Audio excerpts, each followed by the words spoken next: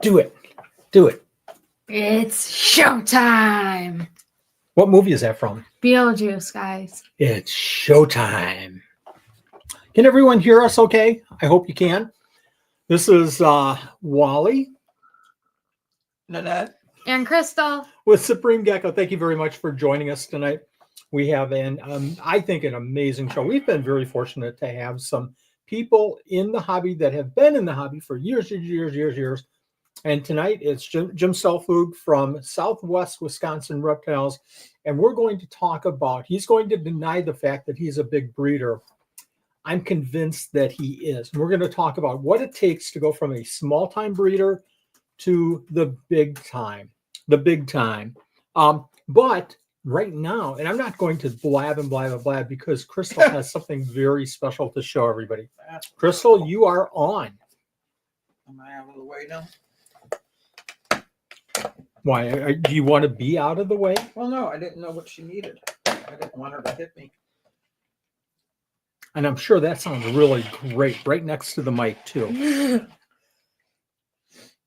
So this past weekend, we took some animals of Crystal's to the Sewer Fest show.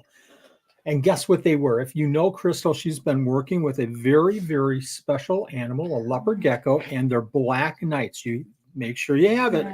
There you go. And you're going to have to show the black. There you go. Perfect, Crystal.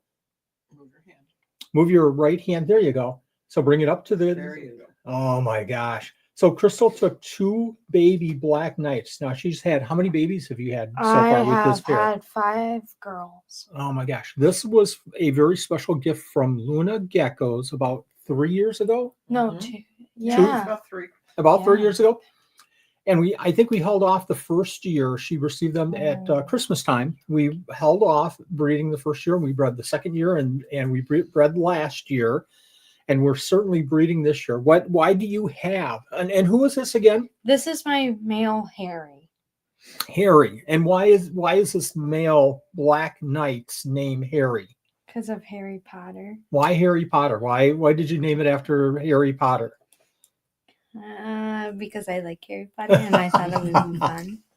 The first name was George, okay? And you changed it? And I you will hug him and you will love him. Mm. So Forever Harry. and ever. So why are you transporting Harry right now? Yeah, why are we moving him around?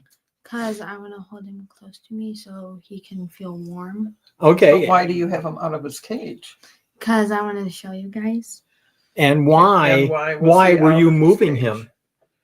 We're going to get to the answer eventually. I totally forgot.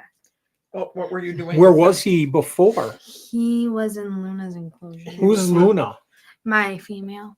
So But you had them together? here's a better version. Here is a You had better a- view of him. All right. You're going to have to move your hand around, maybe turn it a little bit. Oh, there you go. There you go, guys. He Very was with cool. Luna Very cool. for breeding, right? Mm-hmm. And now you're taking him and putting him in his own container for a little Yep. bit? And look how handsome he looks, guys. He's so chill. Oh my is. gosh. Do you hold him a lot? No. You talk to him a lot. Yeah, I You talk talk like to a him like baby. every other day, right?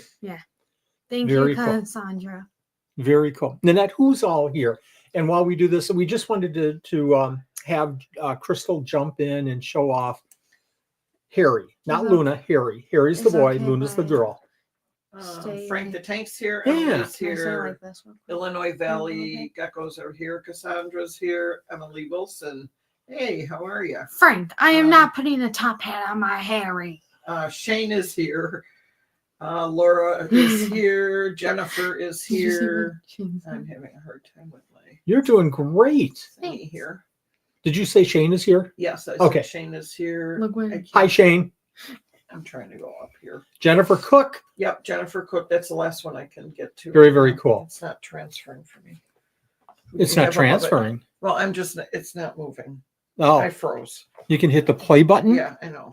Okay. And then drag this all the way over to That's the right. not what froze. Okay. I mentioned earlier, this is a special session, and one that I've been wanting to do for quite some time. I would like to know how many in the chat here breeds their reptiles? How many people breed their reptiles? How many people breed their reptiles? Bitten Now, by geckos just came. thanks for joining us, Bitten by Geckos.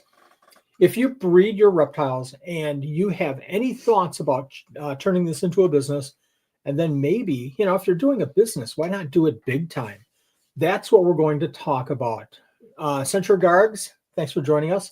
Katie, hi. We are going to talk about moving from just a hobby into being a breeder and into being a big time. Now, I said earlier that we have Jim from Southwest Wisconsin Reptiles in. He's been doing this for a long, long, long time. And I mean that with the most respect. And we are honored to have him here because one of the points that I'm going to make later is find somebody that you can kind of tag onto and learn from. And Jim, I would say, has been as influential Hi, as Homestead Exotics. good job, Sorry. Crystal, as probably anybody for us at Supreme Gecko and helping us through understanding the hobby and understanding maybe the business ends. So let's bring on Jim. He's going to give us a little bit of a history, and we're going to talk about moving forward with your business. Hi. Jim, how are you doing? Good. Good. Did I get anything wrong with that introduction? I mean, you've been doing this a long time, haven't you? Yeah. So SWWR Reptiles, this is year 41. I did it prior with a partnership with another gentleman for a few years. And, like most partnerships, ours wasn't a money issue. It was just what the future was going to bring. I like the smaller steaks, corns, milks, kings. And, he was all about, the Burmese pythons and big stuff. And it was a time where there was a lot of talk about, should people even be able to own these big snakes? And, I didn't want to be that guy sitting there with, 15-foot Burmese pythons, and the cost of feeding them is, astronomical. So, and that's a big thing is, you see people out there that have 20 snakes and they think, well, it cost me a lot of money to do this, but Bye-bye, Crystal. they want to be a big breeder, and the cost of food is a big factor. It's huge. And the cost of finding the food, not, you just can't, as a rule, if you do live rodents, just find that one person that can fill all your needs. It's hard. There's so many factors in moving from a hobby into breeding for profit. Let's just call it a business. Right. And then moving from a business into a big business. Tell us a little bit about right now. Tell us a little bit about your collection right now. My collection right now is smaller than it's been in the last, probably 20 years. Just as I'm trying to do two things here. I'm trying to keep the things I like, keep the things that are profitable, but also I don't need to produce 300 clutches of ball python eggs a year anymore. The market is just not there. I think everybody blames the COVID breeders, but I don't think blaming them. I mean, who are we to have the right to tell somebody that they can't buy animals to reproduce them? I mean, that's the big thing. But a lot of people have jumped into it, and I don't think they were fully aware of what they were getting into in some cases. And that's hard. It's hard for all of us. There's been times where I've purchased animals that maybe wasn't part of my big time plans. Everybody's going to do that. I think you've got a really good point with COVID. I think that a lot of people jumped in and are now kind of, okay, what did I just do, and how do I correct the ship, get it back on course? Let me ask you this. Do you consider yourself, and I know you've cut down quite a bit, I look at our isopod collection, we've cut down quite a bit, but at one time I felt like we were a big time breeder with the isopods when we had, 150 or so containers. Do you feel like you, at some point in your career, you became a big time breeder? You know, I started out. I owned a pet store with a gentleman, and we had somebody win a sizable amount of money on the first gambling boat that ever came to Iowa. And believe it or not, they wanted to buy an albino Burmese python. They were, right in that $10,000 price tag at that time. So, there was, we're talking long before internet. This is back in like 1981, 1982. So, through the back of the pet trade magazines that all the pet store owners got, I found Mark Bell in Michigan and called him up, made a deal. I went back to my customer, told them what it would cost them. They agreed, brought me the money. I called Mark Bell up. I said, hey, got the money. It's December. So I said, I'm going to drive up if the weather's good. When would be a good time? And he proceeded to say, well, hey, how far are you from Chicago? I said, well, 3 hours, So he said, well, I'm coming to Chicago next weekend to do a reptile swap. And I'm like, reptile swap, like 20 guys standing around a 2-car garage in coveralls, trading reptiles. And what it turned out to be was the Lee Watson's all animal swap. Oh, And, sure. That was before the building, he expanded it, but I was just blown away. I mean, I had no idea like anything like this existed. And I think back at that time, I don't know if anything else did exist. The Columbus show, I think, was about the only other thing like that in the Midwest.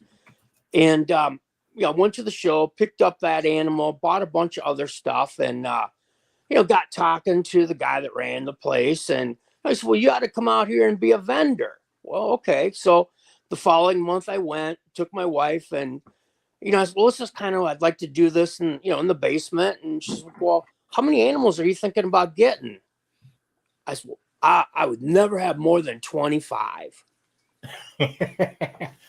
And there's been times where we've had 100 times that. But, my first time vending there, I was next to Brian and Lori Barchuk. And this was, Wow. this is before they had children. This is before anything. And every swap I would leave there with any money I made just went to Brian and Lori because I just kept buying and buying and buying from them. And, we became very good friends. They invited Nancy and I to come to Michigan, several weekends, which we do. And, a funny story about that is you talk about piebald ball pythons. Nancy and I got to Detroit one evening about 5:30. So, we're sitting in the living room there, we're going to go to dinner. And Brian goes, I got to show you something though. I'm just dying to show this to you. So we're sitting there on the couch and he comes back out and he hands Nancy literally a snake that is half like a wild ball python and half all white.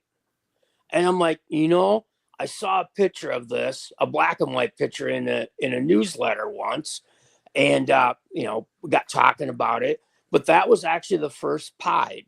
And, a lot of people are like, well, what was the biggest thrill, sitting in Brian's living room or seeing the snake? And which both of them, really were. I was very good friends with Brian for many years. And I learned a lot from Brian, a lot of how to do things, how not to do things, and, really how to be good at breeding reptiles.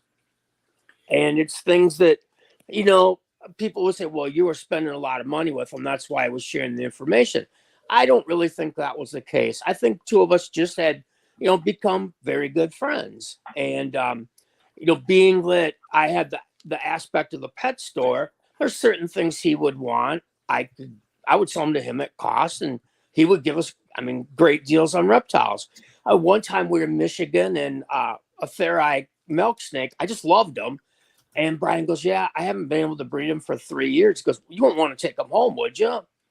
I'm like, what do you mean? He goes, well, think about taking them home. You feed them, you keep them, you try breeding them. Well, I did. And I had great success with them where he had failed. It doesn't make me a better breeder. It's just at that time, I had more time than he had, where you could sit and look at the animal and, kind of watch things and things that way. Where at that time, I maybe had a couple hundred snakes. He probably had 1,000 snakes. And I just contributed, it was that time. And, to this day, I think that's my favorite type of snake too, just because I was able to do something that a guy that was my idol couldn't do. And, I had more luck than I had skill. I'll be the first one to admit that one. You didn't, at reptile shows when a lot of people were gathered around you and Brian, you didn't kind of have that casually come up in conversation that you had bred the snake and Brian couldn't breed it, did you? Probably, I wouldn't embarrass them in front of customers like that. Right. But I will say there was probably a few dinners and lunches at the barbecue place, kitty corner from the Daytona Hotel where the show is, that Brian lived at that place. That's where he ate every meal at. And, we went to lunch and dinner together all the time. And, he would be talking about stuff. I'm like, hey, remember that time, you sent those snakes home? And, we joked a lot about that. And we had a really good time. And, Well, you have to. If you have something like that, you have to use it as kind of your joker card. I've got some notes here. And one of the things that I wanted to ask everybody in the chat, and I wanted to ask you, is what makes a big time breeder? Is it somebody that makes a lot of money? Is it somebody that has a lot of animals or a lot of enclosures? Is it somebody that's popular? Is it something else? What is a big time breeder?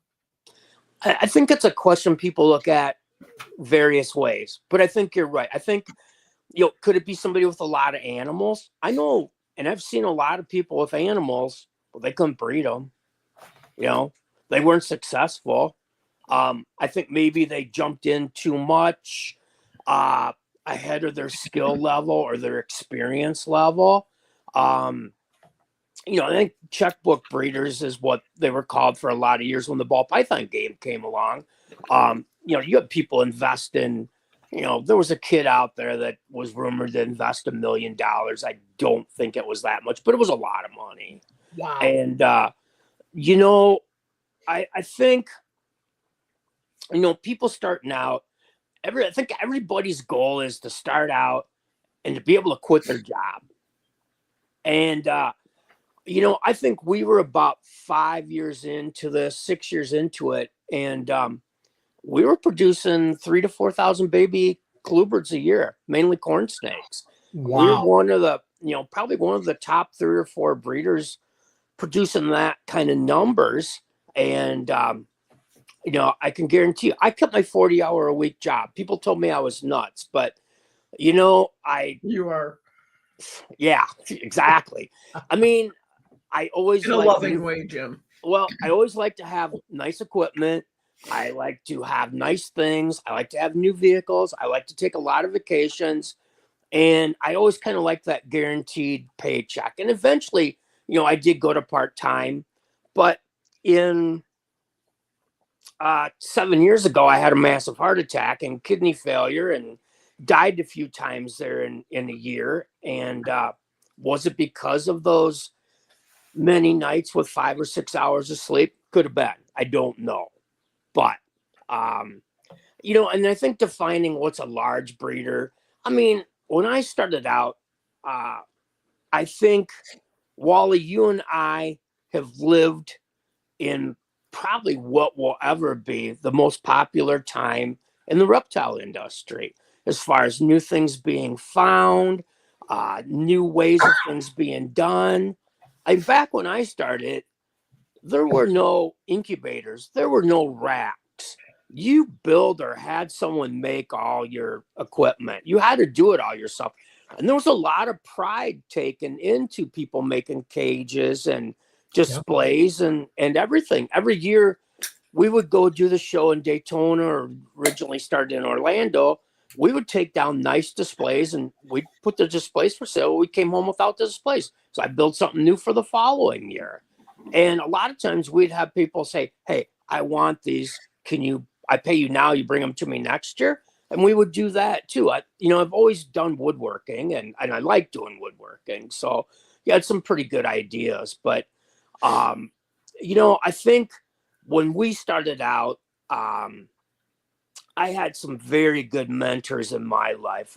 The Lloyd Lemkes and the Dave and Tracy Barkers. And, Lloyd Lemke is no longer with us. Lloyd gave me a lot of advice. And Lloyd told me, he goes, you need to make yourself look bigger than you really are. And at that time, I had a lot of extra pounds. I didn't follow him at first, but, anyway, Lloyd told me, he goes, go out and get yourself a good-looking business card and a good-looking price list. Make it look like you know what in the world you're doing out there. And that's what we did. And, then we worked our way into being that person that was behind that business card and stuff. But, it was back in the day where, it'd be this time of the year.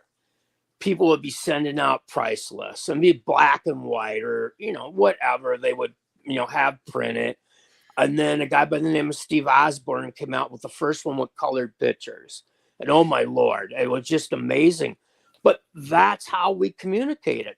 It was what you thought you were going to produce. You put on your price list and with your price, and you'd mail that out to everybody that you could get an address for that was ever thought about owning a snake or a lizard or a turtle or whatever may be the case.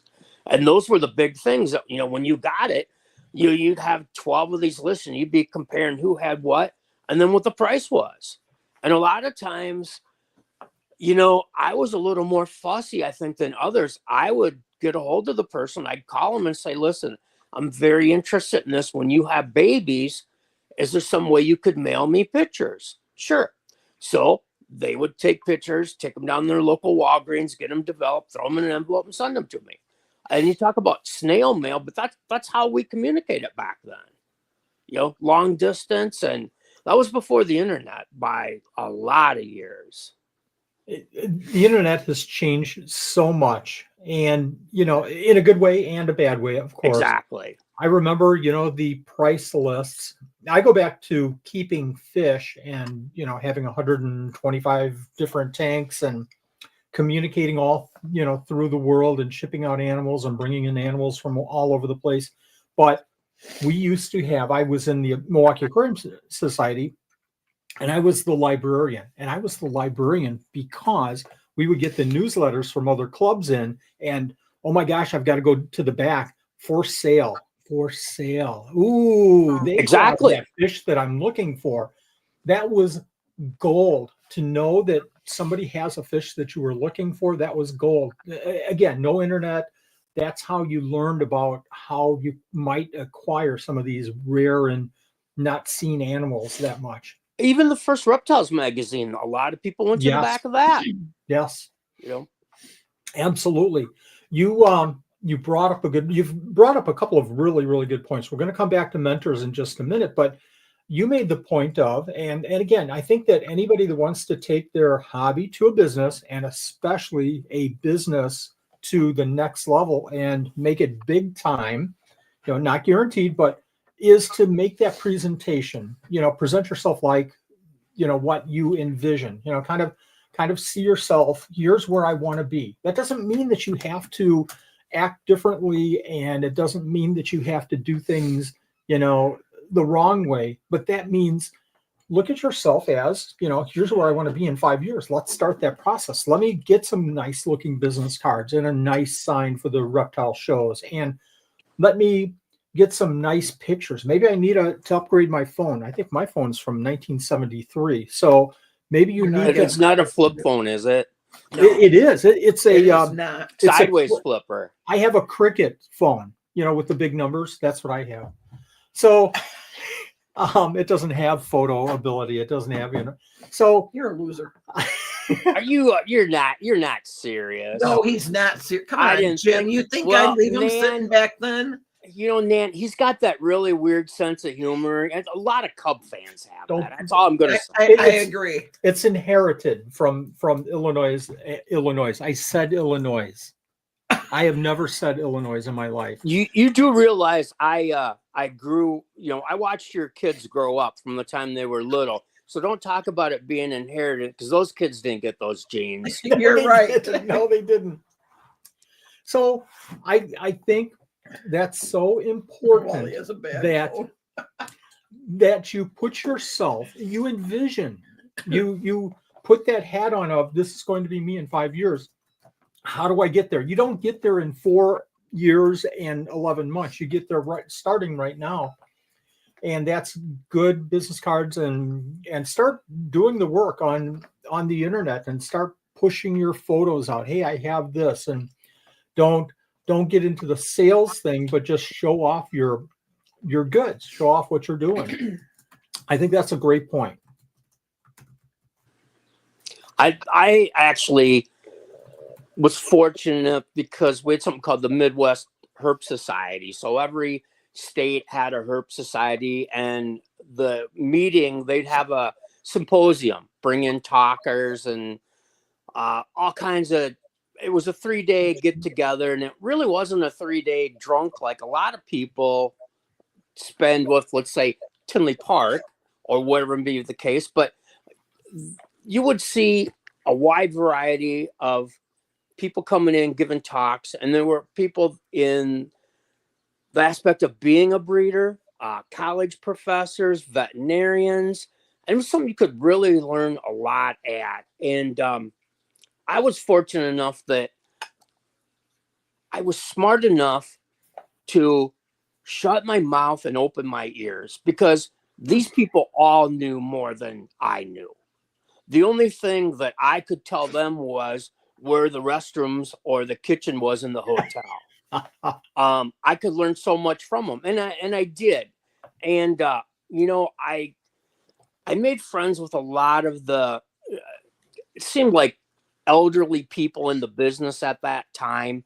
And as a lot of these people were starting to sell down, slow down, they reach out to me and say, hey, listen, I've got this really cool project, and I really would like for you to have it, because I know you'll go somewhere with that.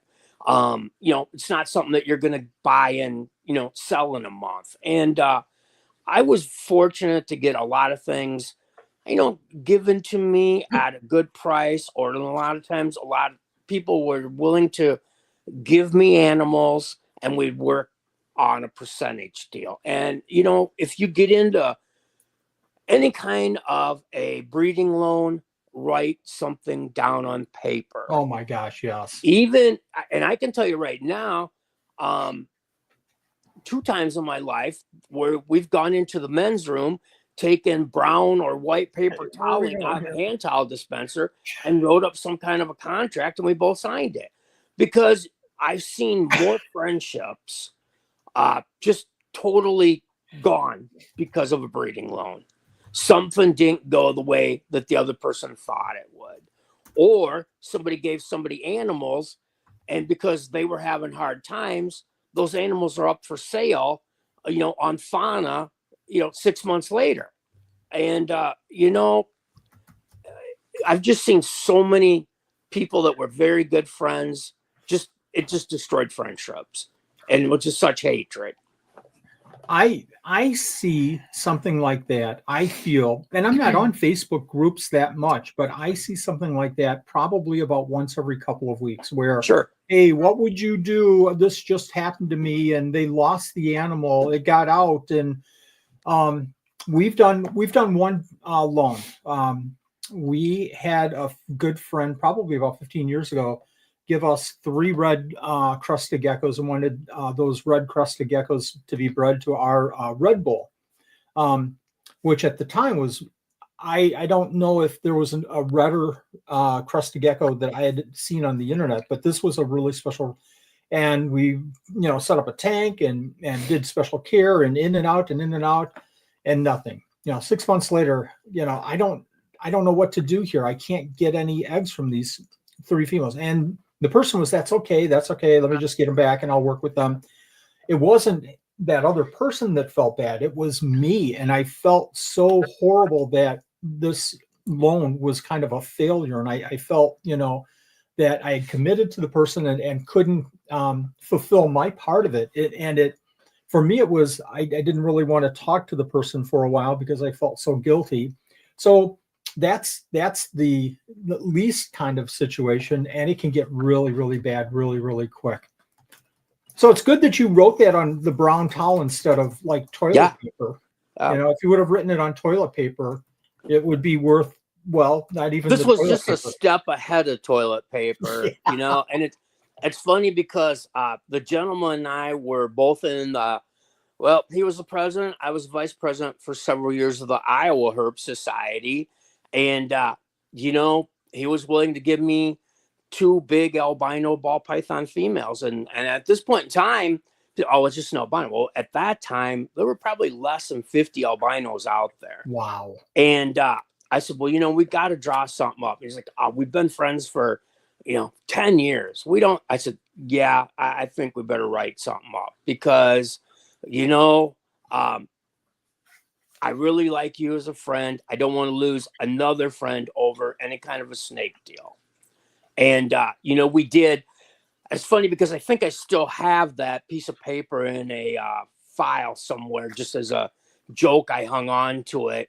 But, and our deal worked out fine for us. I actually wound up, after having him for a couple of years and doing a breeding loan, he decided to go a different direction. I liked animals. I actually bought both of them.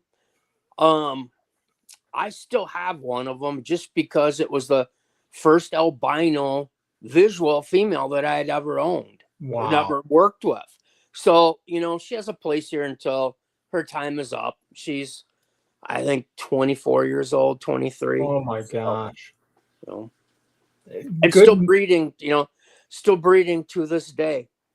Oh my gosh. That seems like a long time. Brian Barczyk gave my wife a pair of Mexican black king snakes one time when we were there. And Nancy just liked them. And we're getting ready to leave. And Brian comes out and says, oh, hey, Nancy, I have a gift for you. Gave her a pair of snakes. And those animals got to be 25 years old. And I thought, I'm not going to breed the female this year. I cooled her and, just like I did everything else, like she would in the wild. And I didn't breed her, but she wound up laying slugs anyway. So I thought, well, if she wants to breed, I might as well breed her. And, she lived to be 29 years old. Wow. So, and you get so attached to an animal like that. You have a passion for every single animal. I know you, and this is true for me. I have a passion for every single animal in our collection, but there's a couple that have that special place because of whatever reason. Yeah. You bring an animal to a show, and that, for us, it was years. It was bringing a crested gecko to the shows and letting little kids hold the animal. And it, of the animals that we've lost, you get a little bit emotional over something like that. And that's just, normal. But for whatever reason, you have that special attachment to some animals. Going back to big time breeders, let's say you're talking to somebody. Let's say I walked up to your table years ago and I'm breeding, 5 to 10 crested geckos. And I said, Jim, I really want to take this to the big time. I really want to be a huge success. And whatever that means in here, I don't know if that's money or number of animals or popularity, or what would be a couple of things that you would tell me to do as a hobbyist, small time breeder to take that next step in the process of maybe not making a living of this, but at least, taking it to the next step and making some money at raising animals? That actually happened. And do you remember where it was at when you walked up to my table? Whose show? Well, I know exactly when. Well, I don't know the year. but if I remember right, it was Wire, and it has to be 20 years No. ago. No, you go back to Two Nicks had that show at the Lake County Fairgrounds there by Antioch. Oh yeah, I remember that show. That was a great show. It was kind of a slower day, and one afternoon, it was probably about an hour before it ended.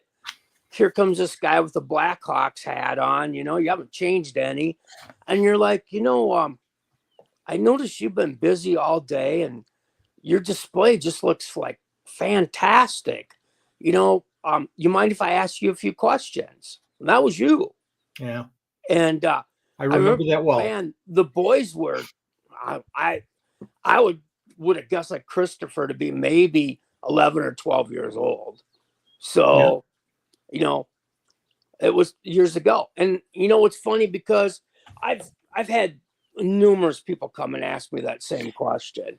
And, I never, it's always like people say, well, what kind of ball python should I buy next? I'm looking to make some money and quit my job. I'm like, well, I never tell people what to buy. Right. Because right. if I knew what to buy, I'd be a millionaire, and I'd be living on a beach somewhere in my own island. So, it's just kind of a gamble on, it's like, are Beanie Babies ever going to come back? How about all those guys that have all the beer can collections from the late 70s that are stored somewhere in an attic somewhere? My mom bitches about that all the time about moving them too. But anyway, it's another deal. But, I give people ideas that I got from other breeders, or ideas that people gave me that I tweaked a little bit to work for me. I think the biggest thing, though, is, be professional. When you come to the show, wear a clean shirt. I'm not telling you need to go out and buy, a Gucci shirt and shoes and stuff like that. Just wear clean clothes and look presentable. I think that goes a long ways. Have candy on your table. Have Tootsie Rolls on your table. Yeah. For people that don't know, Mrs. Wally, better known as Nan or Mom to all of us, always gives me a handful of Tootsie Rolls before every show that we do together. Now, this last show, I got a whole bag delivered to my table, which I still got some of those left. They're in the vehicle. Yeah, let's Jonas polish those off. But, but that's another part too. Be at your table. Yes. That's another thing. I see people all the time. How was the show for you? Oh, it wasn't very good. I didn't saw hardly anything. But every time I looked up, the guy was at some other table. And if you're not at your table, I literally did one of the North American Reptile Breeders Conferences shows in St. Louis. And a guy I know well, he's out of the business now, hung a piece of paper from his light saying, if you're interested in anything, call or text me. He sat half the time behind my table shooting the breeze. Oh my gosh. Seriously, you cannot have a good show doing that. So I can't wrap my mind around that because I have a bad habit the other way. I don't leave the table. I leave the table. I walk. Okay, there's the restroom right there. I'm going to walk over there and I'm going to walk right back. And that's really, really bad. And I'm trying to break myself of that habit, but I stay behind the table pretty much the whole show. And I've got to get away from that. But oh my gosh, to hang a sign saying, hey, if you need anything, just text. Call or text me at this number. Oh my gosh. Yes. Bitten by Gecko says, skip the phones. Now if we don't have anybody by the table, I'll check my phone because I've had many people contact me at a show asking if we're going to be at the show, or do you have this animal or something like that I can go real quick. Yes. But if I have people in front of the table or even approaching the table, I put the phone away because I feel like that's distracting, and it's also rude to the person. Well, the only time I have my phone out is for checkout. Yep. Well, and bitten by geckos, I'll tell you this. I actually know a couple of guys from the Kansas City area that bring their laptop and they watch the football game during the show. No. and they're never looking up. And I've been at their table looking at stuff. And one day, as a prank, two of us walked up and we're looking at stuff, and we literally carried 10 animals off of their table. And they never noticed it. About half an hour later, we went back. Must have been halftime. They were starting to pay attention a little more, and you could see them kind of scrambling and looking. And we walked up and we're like, "Oh, hey, are you guys missing these?" Well, Wow. yeah. Well, what do you mean? I go, "Oh, we took them while you were watching the game." You know, and we tried to make a point, but it didn't change anything. You know, the next time they're back watching a football game again. And, you know, you have to pay attention to the customer. And I think we're all guilty. Is phones have caused us to really change how we do things, even driving. Yep. But I had a lady come up to the table at the Swordfest show. I was actually looking at my phone, and she goes, "When you get off your phone, would you be able to help me?" And I looked at the lady and I said, "Ma'am, I will help you right now. I'm actually sending the person a picture of where my table is. They're here to pick up for 2 snakes they paid for. And if you don't believe me, here's my phone." And it taught me something. And I think it also taught her something too. Yeah. And she goes, "Well, I do apologize." I said, "You don't need to apologize." I said, "I get it." Because I said, I am guilty of it at times too. But I said, I had someone that made a deposit on the animals. They're coming to pick them up. And I said, you know, he couldn't find my table. And I just was literally, I sent her a picture of what was across from me so she'd be able to find me. But you're right. I mean, people do spend too much time looking at their phones. And the shows now have actually, like, you know, look at the scaled up shows. They've cut the hours way back on shows. And if you I'm can't sorry, give which up shows? yeah, What? exactly. If you can't cut out your phone for 4 hours, unless it's a major emergency, I mean, I think you're there to make money. And I think you owe it to your customers too to be paying attention. Yes. You Yes. really do. I'm going to apologize to somebody. Brad sent me a message at Sewer Fest, like after it started, and he said, "Are you in the South building or North building?" And I didn't look at it until later in the afternoon, after he had already stopped by, or else I would have apologized even more on mine. But, you know, I just don't. I don't spend my time on my phone at a show. I feel kind of focused on what we're doing. Now, I feel like I do that because I have to. Jim, you're probably one of the easiest people to talk to in the world, and I think that you have that gift for gab, and I mean that in the most honored way, because you have a certain skill. I feel like I'm just the opposite. If I'm focused on, hey, how do you breed Cerdodactylus zabranchus? Oh my gosh, I'm zoning in, and I'm going to tell you, but I'm not a conversationalist like you are.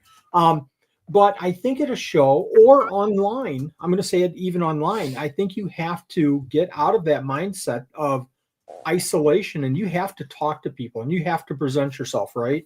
Exactly. And I think also too, I learned right away from a gentleman on selling stuff. You need to read the customer. You can tell a lot by how people dress. And it's kind of a funny story because I've shared this with a few people. A guy told me, he says, "Look at the people's shoes." I'm like, Oh my "What?" gosh.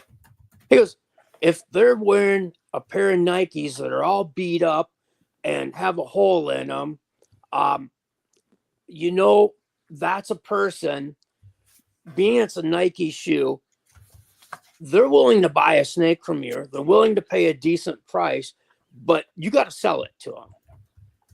If somebody shows up and they got the shiniest new pair of Nikes, they got fluorescent strings in them, they'll buy anything."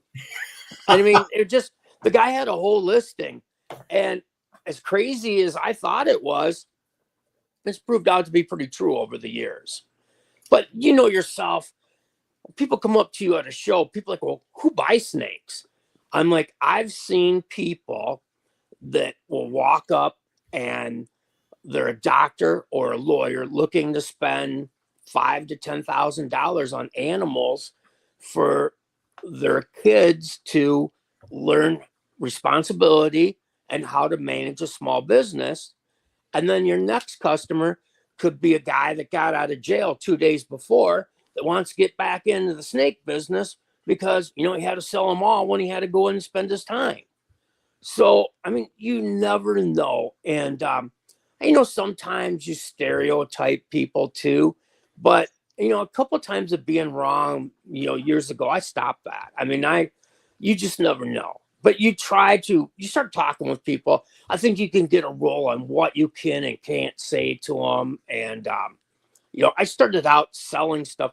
I sold them welding supplies out of the back of an old van driving down the road. And, the best customer was that farm that when you pulled in the driveway on the gate, it says, no salesman's welcome. No salesman wanted, no soliciting. That was the best person. It really was.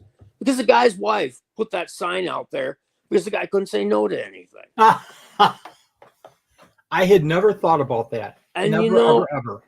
I'd stopped everywhere. And, if the guy's out there and he's working in the shop on a broken piece of machinery, it's going to go one of two ways. One is the guy's going to tell you to get the, H down the road because he ain't got time to talk to you.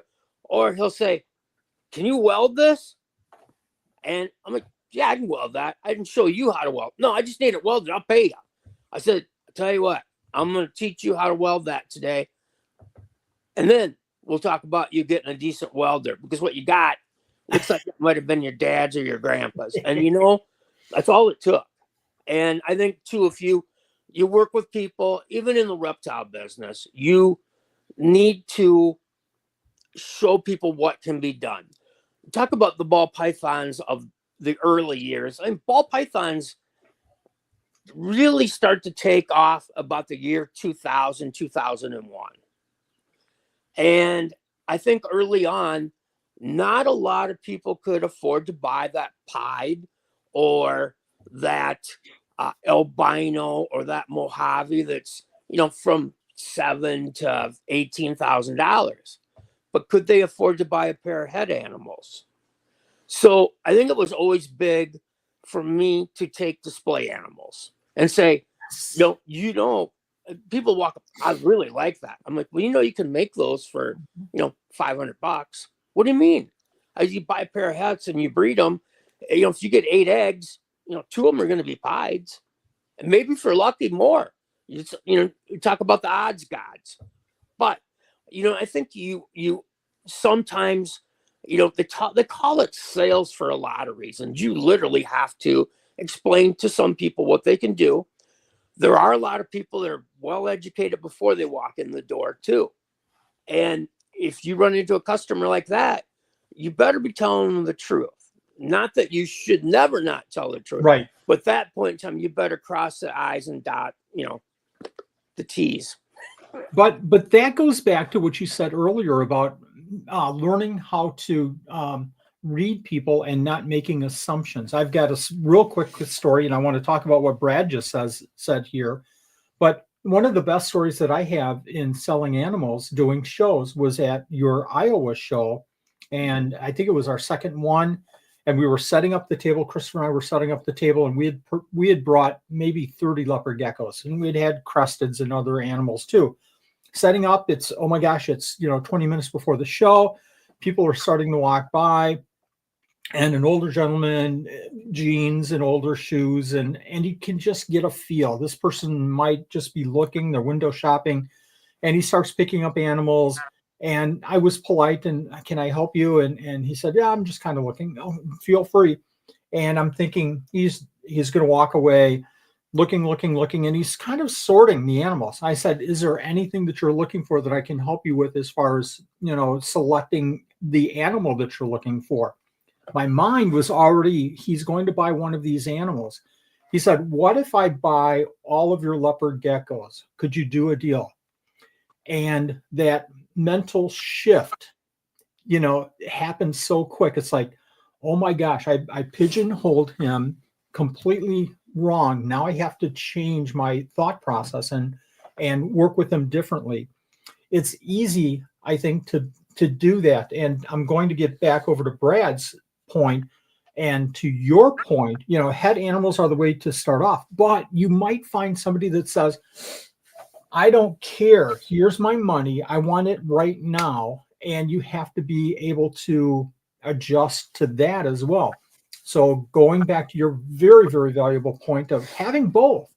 Oh my gosh, it's $8,000, but here are, hats for $1,000. Well, somebody might think, well, if I buy two of these hats, I'm going to make $8,000 next year. Why would I spend the $8,000 now and I'm just going to buy the two hats. So you have to be prepared for both scenarios. Somebody might walk in and say, $8,000, here's my money. Somebody else might say, I can't even afford that $1,000 hat. What else can I do? Well, be prepared and here's a good family pet. Here's a great corn snake, lots of color, have all kinds of options for people. That's my thought. You're 100% right. And, a lot of times I tell people, now today's talks are a little bit different than what they were 20 years ago. I think 20 years ago, I had a pied on the table just because people would see, oh, hey, that guy really does have a pied. So the hets that he has probably are real hets then. Because anytime there's money and things are involved, things may not always be as they seem. And there's been a lot of people ripped off on reptiles over the years. I mean, many. I have a good friend from Florida that bought into called the Red Bull. And this thing was literally orange. And when I say orange, it was like pumpkin orange, solid. Guy in Poland produced it. And he claims it came out of two solid black ball pythons. And this was the albino version of the black. So in theory, it all made sense. But he reached out to me, and at the same time, I had the chance to buy the first ones that come in the United States, or I had the same opportunity to buy the first monsoon ball python that my good friend Dave Green produced. Wow. And I thought, these animals coming from Poland and customs, I don't know this guy. I just had the gut feeling, no, I don't think so. And I did, but a good friend of mine did. Literally, he didn't just, buy a pair or two. He decided to go in with both feet, and, he bought every baby the guy had for sale. It was a little over $64,000. Oh. And he told me he did it. I said, well, my advice to you is, because he had to use an importer, transshipper in the United States. I said, first of all, have this dude send you pictures of what you're getting so they don't get switched along the path. Because that has happened too. So my friend got the animals, spent 2-3 years growing them up. Nothing. Oh, no. I mean, absolutely nothing. He produced more normal ball pythons, and his money was gone. So, that's the side trick there too. Is, don't be afraid to ask questions. Some people ask too many questions, I think, at times, but then the other people don't ask enough. But I wouldn't be afraid. If it's something that's rare and odd, ask for pictures of the parents. A lot of times people even have pictures of the parents breeding, or the female on eggs. If they have it, ask for them. If somebody reaches out to me, I don't have that stuff. And the reason being is, we have like 1,000 adult animals. I can't take pictures of everything. I really can't. But I think having a variety of animals at the show and explaining, okay, you want to make a pied, but at this time, pieds are $5,500 to $7,500, and you can't afford it. But you can buy a pair of hets today for $2,500. Buy the pair of hets. Yes. Yes. Start feeding them up. The female's going to take you 3 years to get big enough to breed. A male, you get big enough to breed in 1 year. So get them going. In a couple of years, the price is going to come down. Buy a visual male. Because now, if that female, with your pair of hets, you get 8 eggs, you're going to get 2 pies. If you upgrade to that visual male, you're going to get 4 out of 8 will be your visual pies. And then people say, well, what do I do with the other male? Well, you keep it as a backup, because it does happen. You'll have a male that when you need them to breed might be in shed, or stupid things happen. If you use bedding, they could get a piece of bedding in a hemipene, get infected. That animal ain't going to breed anything, nor are you going to want it to breed anything. At least then you can use that het male, and yeah, you get less pies, but at least you get some pies that year. You start recouping your money on your investment.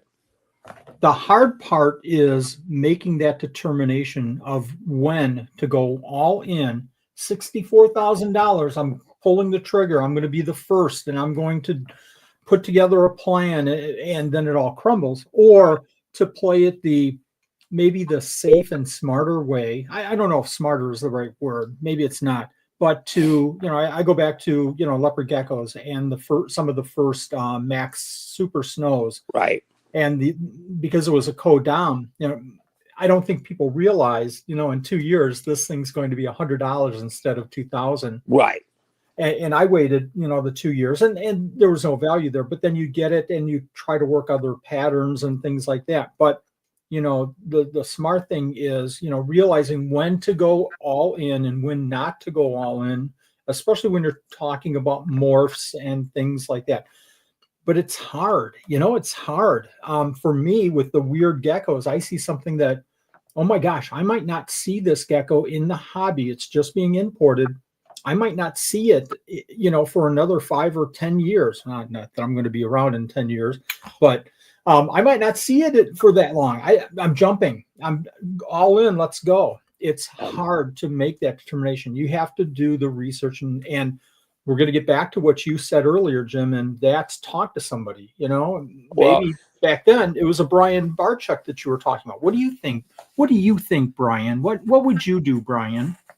Well, and it's funny because in the early years before ball pythons came about, Brian and I talked literally every other day, and talked from everything from sports to snakes to whatever. And Brian, before ball pythons, I used to breed a lot of leopard geckos and bearded dragons and, dart frogs. I did a lot of things. And, I do want to go back just a little bit. Yeah, one more thing. We're talking about the het thing, and you said $64,000 question and stuff like that. But you know what? 64. I turned 64 in February. I went to Tinley Park, and I had this guy just pushing and pounding on me to buy these het animals that he had. And finally I said to him, I said, I don't think I'm going to buy het animals unless there's no other option anymore. He goes, why is that? I go, because I don't want to live long enough to see one. You don't know what tomorrow can bring too. And that's another factor too, is if you can afford it, you will recoup your investment with visual animals over het animals, provided, no one gets sick, no one dies, you don't have a flood or a tornado. But I think, I think that's one big factor there too, is a lot of times people on age, I said that because I've had that told to me over the years too. I had a very good customer from the California, Arizona area that guy, he sold cactuses, and he sold a lot of cactuses. His nickname was Cactus Bob. He bought a lot of animals from me, but you learned right away, you never offer a het animal to Bob, because he would just wait till the visual was there. That's what he wanted. He didn't want to mess around with hets. I don't blame the guy any either, but if you could afford to do it, you can afford to do it. But, and that also brings another thing into this too, is, you know, I breed a lot of ball pythons, and I'm not the first one to say this, but when the ball pythons came into the reptile industry, it changed it. And some people say it ruined the reptile. I don't want to say it ruined. I think it really did change how things, you know, came about. It brought in a lot more people that were not animal lovers. They were money lovers. And most of those people now are starting to jump ship with the economy and the way things have gone too. And, you know, no matter what, these things, if it's a living animal, you know, it's not a commodity. And I know the new owner of Morph Market is, you know, really pressing that too, is, you know what? And, you know, Darren one day said, you know, it's these old guys in the business that don't just give an F about things.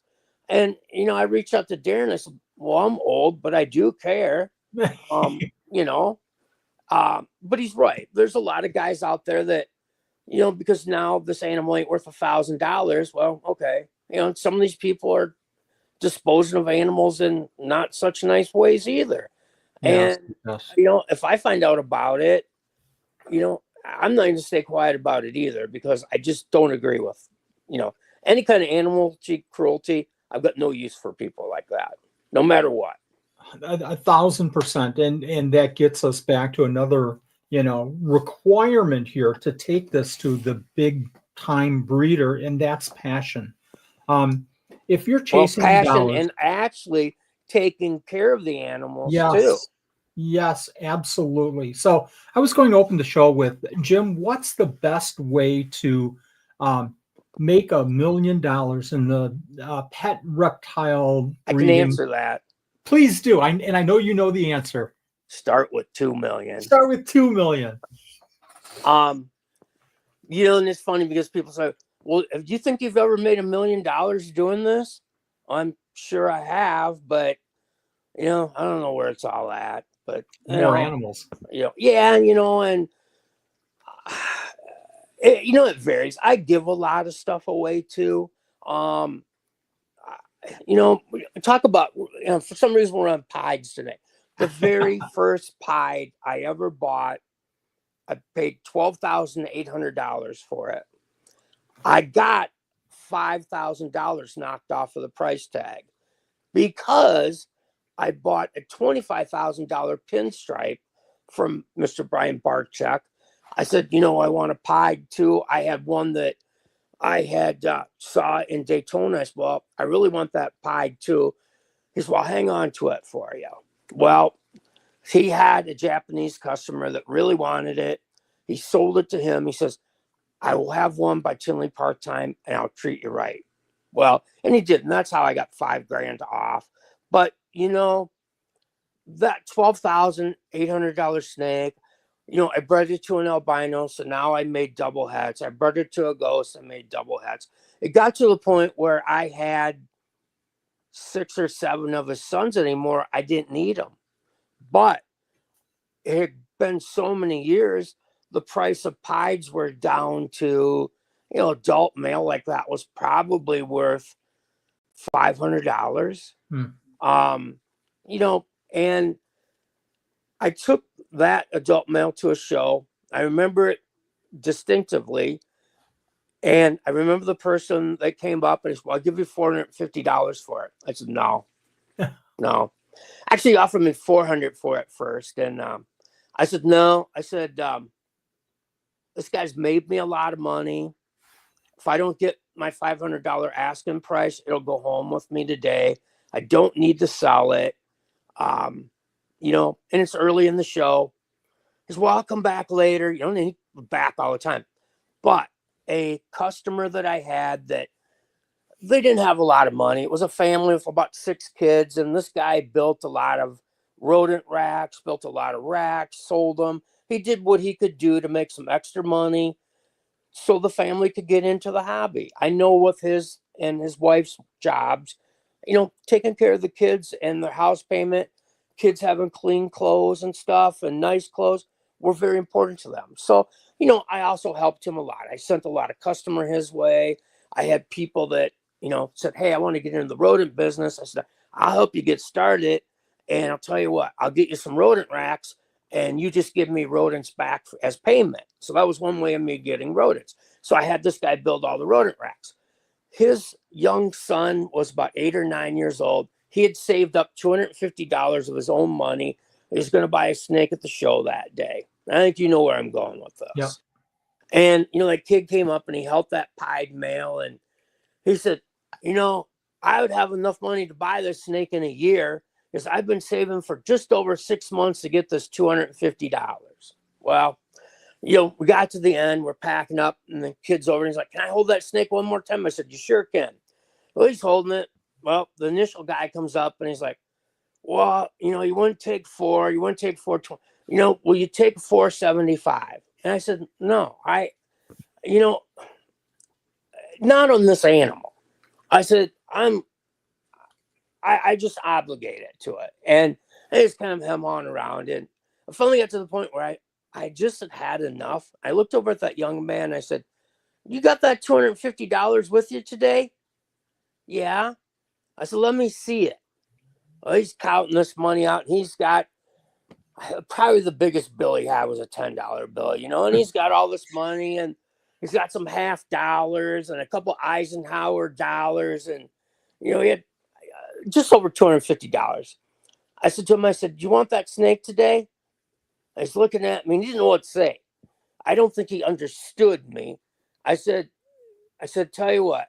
And I asked a kid that worked for me to tell me, I said, you go over and have his dad come over. So dad come over and I talked to his dad off to the side a minute. And I said, he goes, yeah. And he said, you don't need to do this. I said, I'm going to do it. So I said to him, and the same time that other guy's staying in there and he's waiting to talk to me. And I said to the kid, I said, so tell you what, I said, I want $200. I said, you're going to take $50 back. And I said, this week, you're going to go out and you're going to buy something nice for your mom. And you're going to buy something nice for your dad with the other $50. And I said, I'm going to give you that snake for $200. But when you get babies, the first pied female that you get, you got to give me back. And he looked at me and he said, well, my dad's got some possible het females. I said, your dad's got some het females that he bought from me. I know they're going to prove out. So anyway, that snake went away. And the guy said to me, standing there, and he just shook his head. He goes, you sold that for $200? I said, yeah. He goes, isn't my money good enough? I said, no, not when it's like that. No. I said, I said, I don't even care if I said, odds are if that kid brings me a snake back, I'm just going to tell him to keep it. But it's funny. And you know what? That young man to this day is a customer of mine. Lives in Nebraska. I've actually sold several snakes to his twin son and daughter. And, most of the kids that I've helped out over the years have all been fantastic. I cannot say that about the adults that I've helped out. And, just seeing how happy that kid was fantastic. That was worth the price alone. Well, we had a deal a couple summers ago. A mom and her boyfriend, and she brought her youngest daughter up, and they came up to pick up some snakes. And the little girl, well, what's your favorite kind? I like pieds and stuff and that. I said to Jonas, Jonas, go downstairs. Remember that pied we looked at yesterday that's got that weird markings and stuff? We thought, well, we don't want to sell it. We don't want to keep it. But I said, go tub that thing up and bring it up. I gave it to that girl. We were doing a fish show in the Quad Cities a couple weekends ago. And here that young girl comes up and said, I still got that snake and we're going to pay her this year. She's big enough to go. So, I tell you what, the kids that I've partnered with have been fantastic. They really have. And I see those stories on your page a lot. A lot, Jim. Something I learned from you too. If I don't know how many pictures I saw of kids or people that weren't around reptiles holding a giant leopard gecko that you had. Lots of pictures. And, you know, that's something that, you know, I thought was pretty cool too. And, you know, these kids are the future of this business. And, Yes. you know, look at Crystal. And what's amazing is the dad that she just showed her the babies you had at the show. Those babies are much better than the dad. So I think, you know, she's got something that's going to be really neat there. I've, you know, I've got 2 tattoos, one of the dog that saved my life a few times, and one of the very first leopard geckos I produced that I sold to a tattoo artist who wanted to tattoo that gecko on my leg. Oh my gosh. And that tattoo is over 35 years old. And it's still, we're comparing tattoos at the show the other day. Everybody's like, I can't believe it's that old and looks that good. But, you know, I've seen a lot of geckos in my day too. And those, when I saw them, I stopped what I was doing and I had to really look at them. Because at first glance, if you didn't look at the head, they look like some, you know, the old school fat tail geckos. They're nice. It's fun to get her involved, and I have to realize that she, for right now, for a 13-year-old, she has this level of interest. I'm like, you know, my interest of geckos is way up here. She's right here. She's right here. So I can do so much. You know, I can't have her, okay, Crystal, if you really want to get involved with this, you have to go help me clean gecko poop. She's not going to buy into that. Crystal, you're going to have to help me build these enclosures, and that's not what she's all about. So I feel like, you know, I'm nurturing her a certain, and maybe one day it's going to catch, and then she really gets involved, or maybe not. Maybe not. Either way is fine. She's already directed. But you can put the food on the plate. You just can't shove it down her mouth. There you go. There you go. What? She's already made it very clear at school to a couple of her teachers that your business is hers, and she knows she has to go to college to get her accounting and business degree in order to take over a business. So that was last week's conversation. And she talks genetics with her science teacher and her speech teacher on a regular basis. It's hysterical. They come to me and they're like, unbelievable. Isn't just that part of it? Just knowing all the damn names, all the stuff you have. Yes. And she does. She knows more than I do, Jim. She can walk downstairs and tell me a baby that's hatched, and she knows it by looking at it. Yeah. Grandpa, you moved the Chondrodactylus pulitzeri. Where did you put them? How do you know that name? Well, you told me last month. Yeah. Grandma doesn't remember it. Unbelievable. You know, I mean, I can tell you right now that girl's going to be a lifer. You know, there's no doubt about it, because, you know, when they've taken that kind of deep interest into it, she's going to be a lifer. She really will. If nothing else that she gains out of this experience, and this is true of all the stories that you've told with the kids that you've helped, if they have an appreciation, if they better their appreciation of nature and animals, then it's a win-win. 100%. 100%. I have all kinds of notes here about, you know, things that you can do to become a big time breeder in a spreadsheet, and recording your time and your times. All that doesn't matter now. It doesn't matter. The stories that you just told, that's how you become a big time breeder. And how I say that is that you're making a difference, Jim. You're making a difference. That, to me, and it always has been, in my heart of hearts, in my mind, you're a big time breeder. If nothing else, I didn't know that you sold one animal or how many animals you keep or any of that. You're a big time breeder because you're making a difference in the hobby. Well, I had someone tell me that I'm a big factor in the business because I broke up the year-long feud between Darren at Morph Market and Bob Clark. Those two were, you know, fighting, going on. And I'm sitting at Tinley Park at a table at the auction with a group of people, and somehow it got brought up. Somebody mentioned something about this and that and the feud. And the people at the table said, you know, after all this, I wouldn't buy a darn thing from either one of them. And, you know, that was on Saturday night. I thought about that Sunday. I thought about that drive home. I thought about that Monday putting animals away. And Tuesday, I thought, you know what? It's time to end this. And people like, oh, you're wasting your time here. I mean, I've numerous messages, but you know, I didn't know Darren all that well. We have a lot of mutual friends, but I do know Bob Clark very well. And I called Bob up, and Bob said, yeah, I did make a fake account. You know, well, most people on Facebook, if you're doing animals, usually have a backup account, because if you show an animal, Facebook thinks you're selling an animal and you're banned for a certain amount of time, you know. But Bob said he would stop if Darren stopped. So, you know, I reached out to Darren, and Darren's, well, this and that, and no. And finally I said to Darren, I said, if the guy's admitting to all of this and he says he's going to stop, are you willing to stop? He said, yeah. And you know, it ended there. And I think it's been better for, you know, we don't need that negativity. There's so many good things that happen in this industry. Why dwell on that crap? I've never ever felt like I can only win if you lose.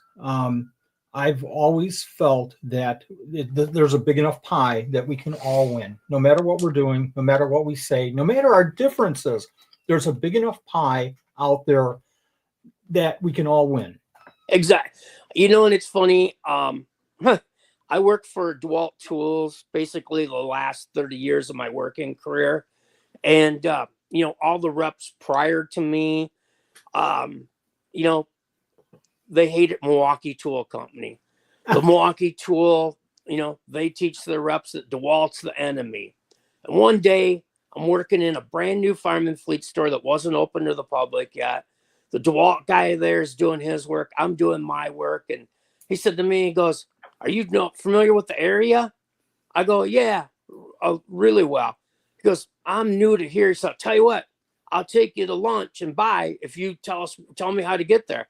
I said, well, sure. I said, actually, I'll take you past the hotel you're probably staying at tonight, because there's only a couple in town. And, you know, so he and I went to lunch, and, you know, it's funny, we park in the parking lot. We're walking back up to the building. And I said, you know, somebody's going to get a picture of the two of us together. And I said, we'll probably have, you know, something to answer for. And the guy looks at me and he puts his hands up and he goes, why?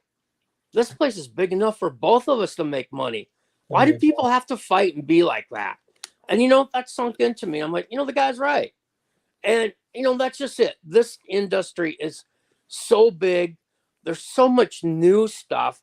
You know, recently, you know, at the pet store before, we imported a lot of fish and things like that. I decided to get back into some tropical fish, and, you know, maybe I went a little overboard right now, but it's amazing to me that they're still finding new fish every year. Right. And I think with the genetics and the things that are happening out there in the reptiles and the, you know, geckos, amphibians, there's so much stuff we haven't even seen yet. There's so many crosses of different varieties of things. So look at Crystal's geckos are just a fine example of that. You know, Every day, I think every day we're finding out things. And Brad just found something out. You mentioned that you work with DeWalt, and he says, that explains all the Kenseth cars. well, I'm How can you even actually, tell that's Kenseth I can cars? tell. you know, my dad raced, and I've always been into racing. And, you know, when I went to work for DeWalt, and I watched Matt Kenseth race numerous times before Matt made it to NASCAR. And, you know, knew Matt a little bit, got to know his dad. And then when Matt came over, you know, I had one of those jobs that I've never worked a day because I love my job. And I spent a lot of time with Matt and his dad, his son, his family.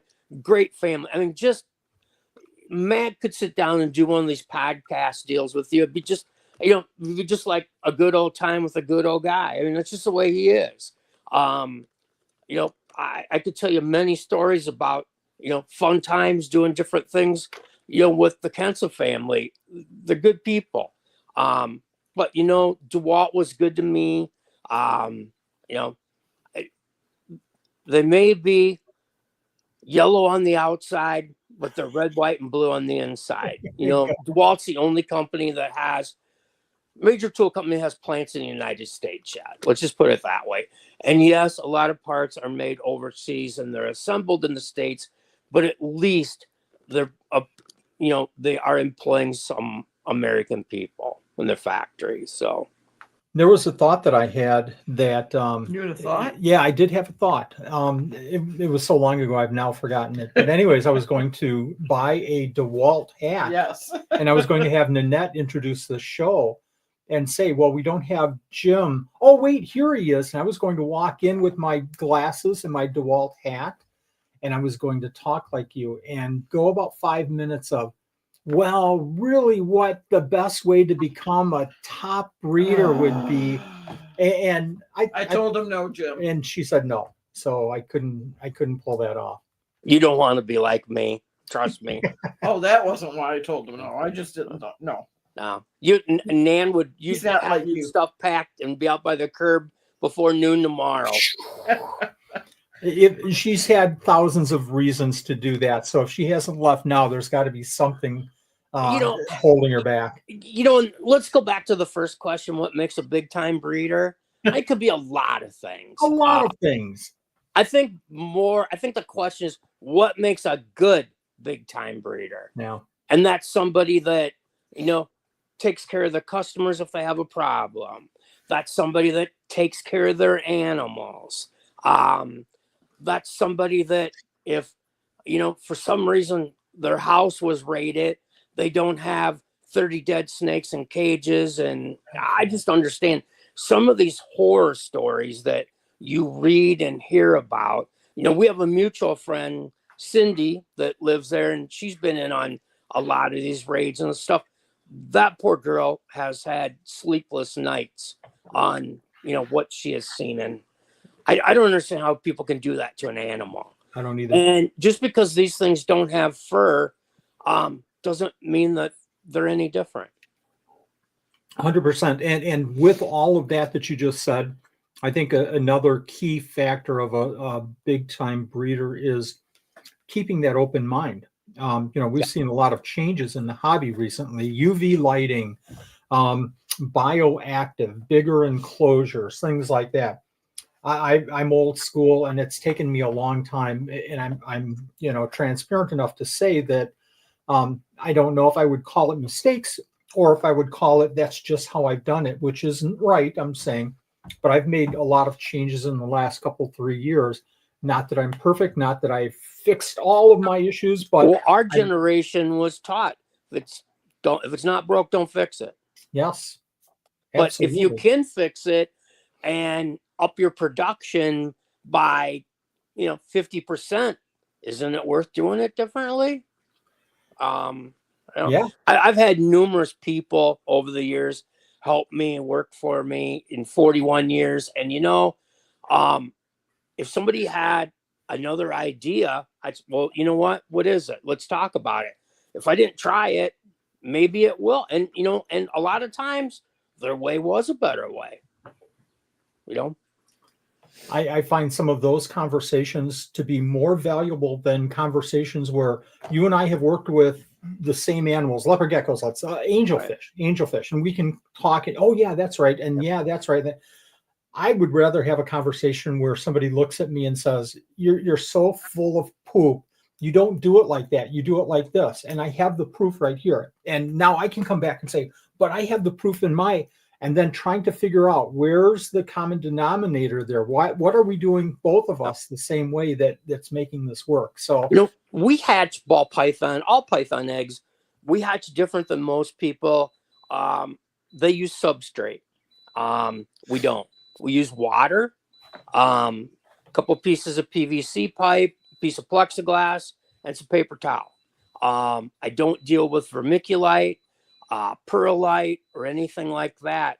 And people, well, that won't work. Well, the guy that taught me that had been doing it for 50 years before me.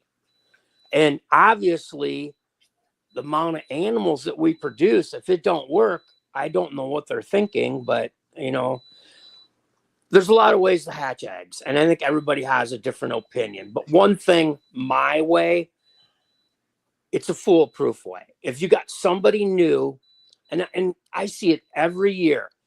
Somebody gets a ball python and it lays eggs, and they didn't know it was pregnant, gravid, pregnant, whatever you want to call it. Well, this audience is for everybody. And now the snake's got eggs. So they can do maternal incubation, but by this time, a lot of times people have messed around to the point where the female don't want to go back on her eggs. And, it's like they say, don't touch bird eggs. Well, you don't touch snake eggs either. If I know somebody's going to argue with me there, but trust me, I've done this a long enough time. But if you need to make an incubator, if you do it my way, I can guarantee you your substrate won't be too wet or it won't be too dry, because there is none. So I call it foolproof, idiot-proof way of doing it. And it just doesn't get any easier. And the key part here is that it's working for you. And, Exactly. It might not work for me because, I live over here next to Milwaukee and it's a different, I don't know. And that's true too, because on ball pythons, if you live in Florida and you use aspen bedding, it's, $25 a bale down there. Here, $5.99, $6.99. But the stuff will mold all the time in that humid air. Where there they use cypress.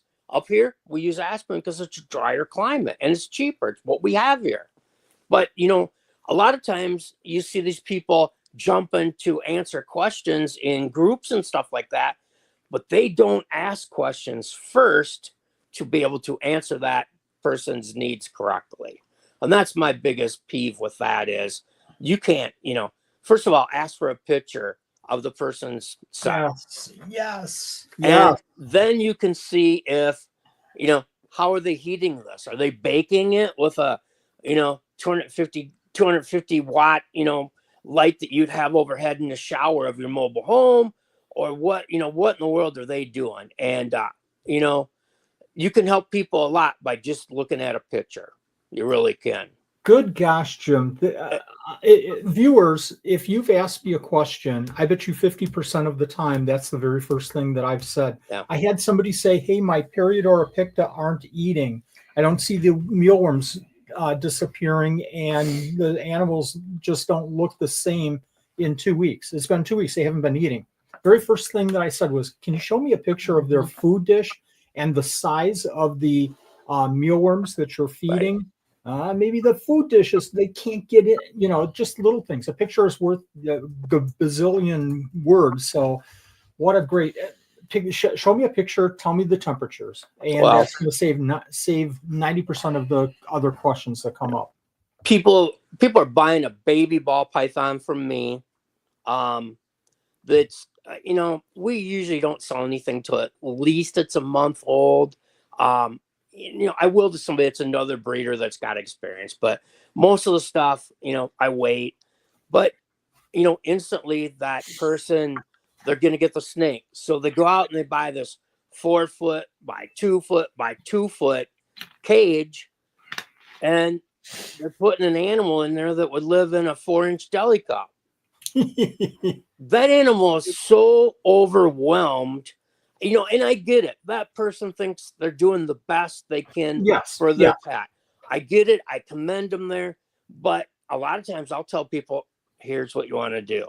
First of all, clear out half the garbage you got inside there. Let's go get a plastic tote and put some holes in it. And get it halfway on your heat source and halfway off. And let's put it in there. And let's get it eaten at your place. Now you're telling me it's not eaten, and I believe you. Let's get it eaten 3 or 4 times, and then let's go ahead and let that animal pop that lid off and let him go back and forth. Let him come back to that little tub again and start feeding them there. Because, I get it. People think they want to do the right thing, but these things live in a hole in the ground. They don't live feel comfortable in that hole. Comfortable is the right word. Yes.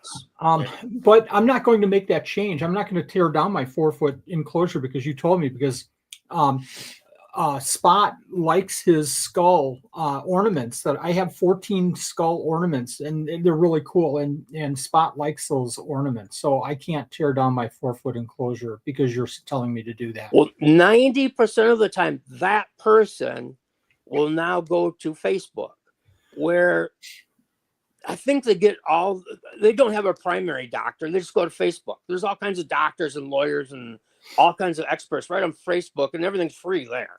So they'll go there and they'll post, and they'll get 30 different responses, and they get 30 different responses. So they'll pick the one that looks closest to what they're doing now, and then they'll try bashing the breeder because the thing isn't eating. But all along, you've been working with them and trying to help them. And some people out there will just say, listen, I'm done with you if we're not going to do it my way. If the animal winds up dying, I will replace it and make it right with you. But if you're going to go the direction of that person that lives 8 states away from you, not even in the same climate or time zone, then are they going to replace this animal and help you? No, they're not. And, the keyboard warriors and the fighting on Facebook, you're better off just to walk away. I mean, I see people, beating you up a lot. And it's just like, what do you? You're not supposed to tell Jim I do that. Yeah, it's Nanette. Wally, you've done it so many years and you're successful. If you were a bad person, by now, Facebook would have gotten rid of you. I've seen that happen. We had a breeder, a big retic breeder was the main thing that they had, and they bought and flipped a lot of animals. But Samson basically got put out of business because of Facebook. It was one of the better things to happen too.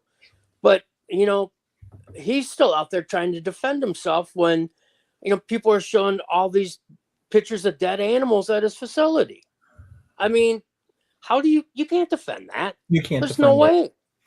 No.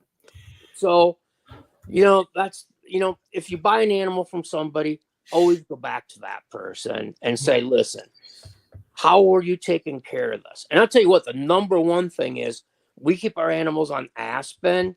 Few things get Reptile chip and a few things have newspaper, but pretty much all baby snakes are on Aspen. Well, somebody buys something, instantly they use paper towel in their little tub.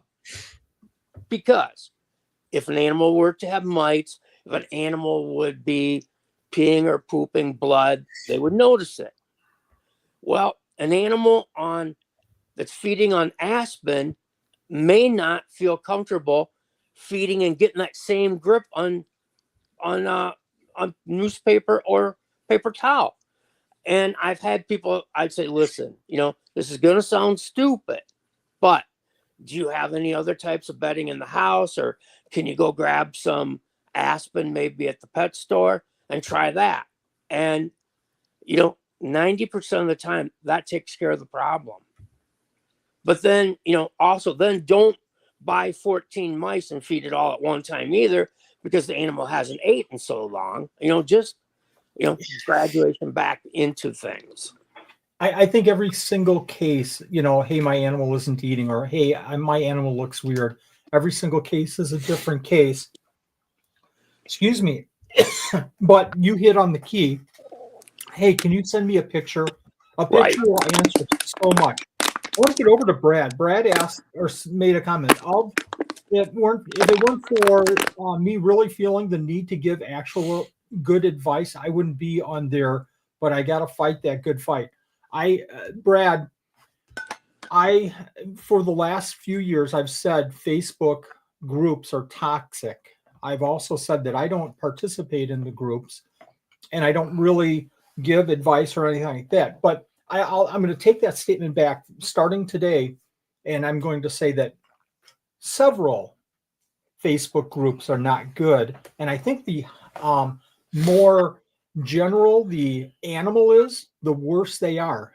Crested geckos, leopard geckos. There's some bad crested gecko groups. There's some bad leopard gecko groups Yes. where we're going to see a lot of this, like you said, 30 different answers. Which one do you pick? The finer, the more detailed, the more refined the animal. I'm going to take cave geckos. Oh my gosh, the cave gecko group is really good because it's so focused, and the people that are on there are answering with experience, Right. and there's some good people, and you're not going to get that back and forth. What the heck do you know? I've been doing this for 2 years. So take that with a grain of salt. I think there's good groups, and I think that there's some maybe not so good. And you know what makes a big time breeder? That's a good point too, is you're maybe a big time breeder if you don't participate in Facebook groups, because you don't have the time. You're taking care of your animals, or you're managing your help and working with your help.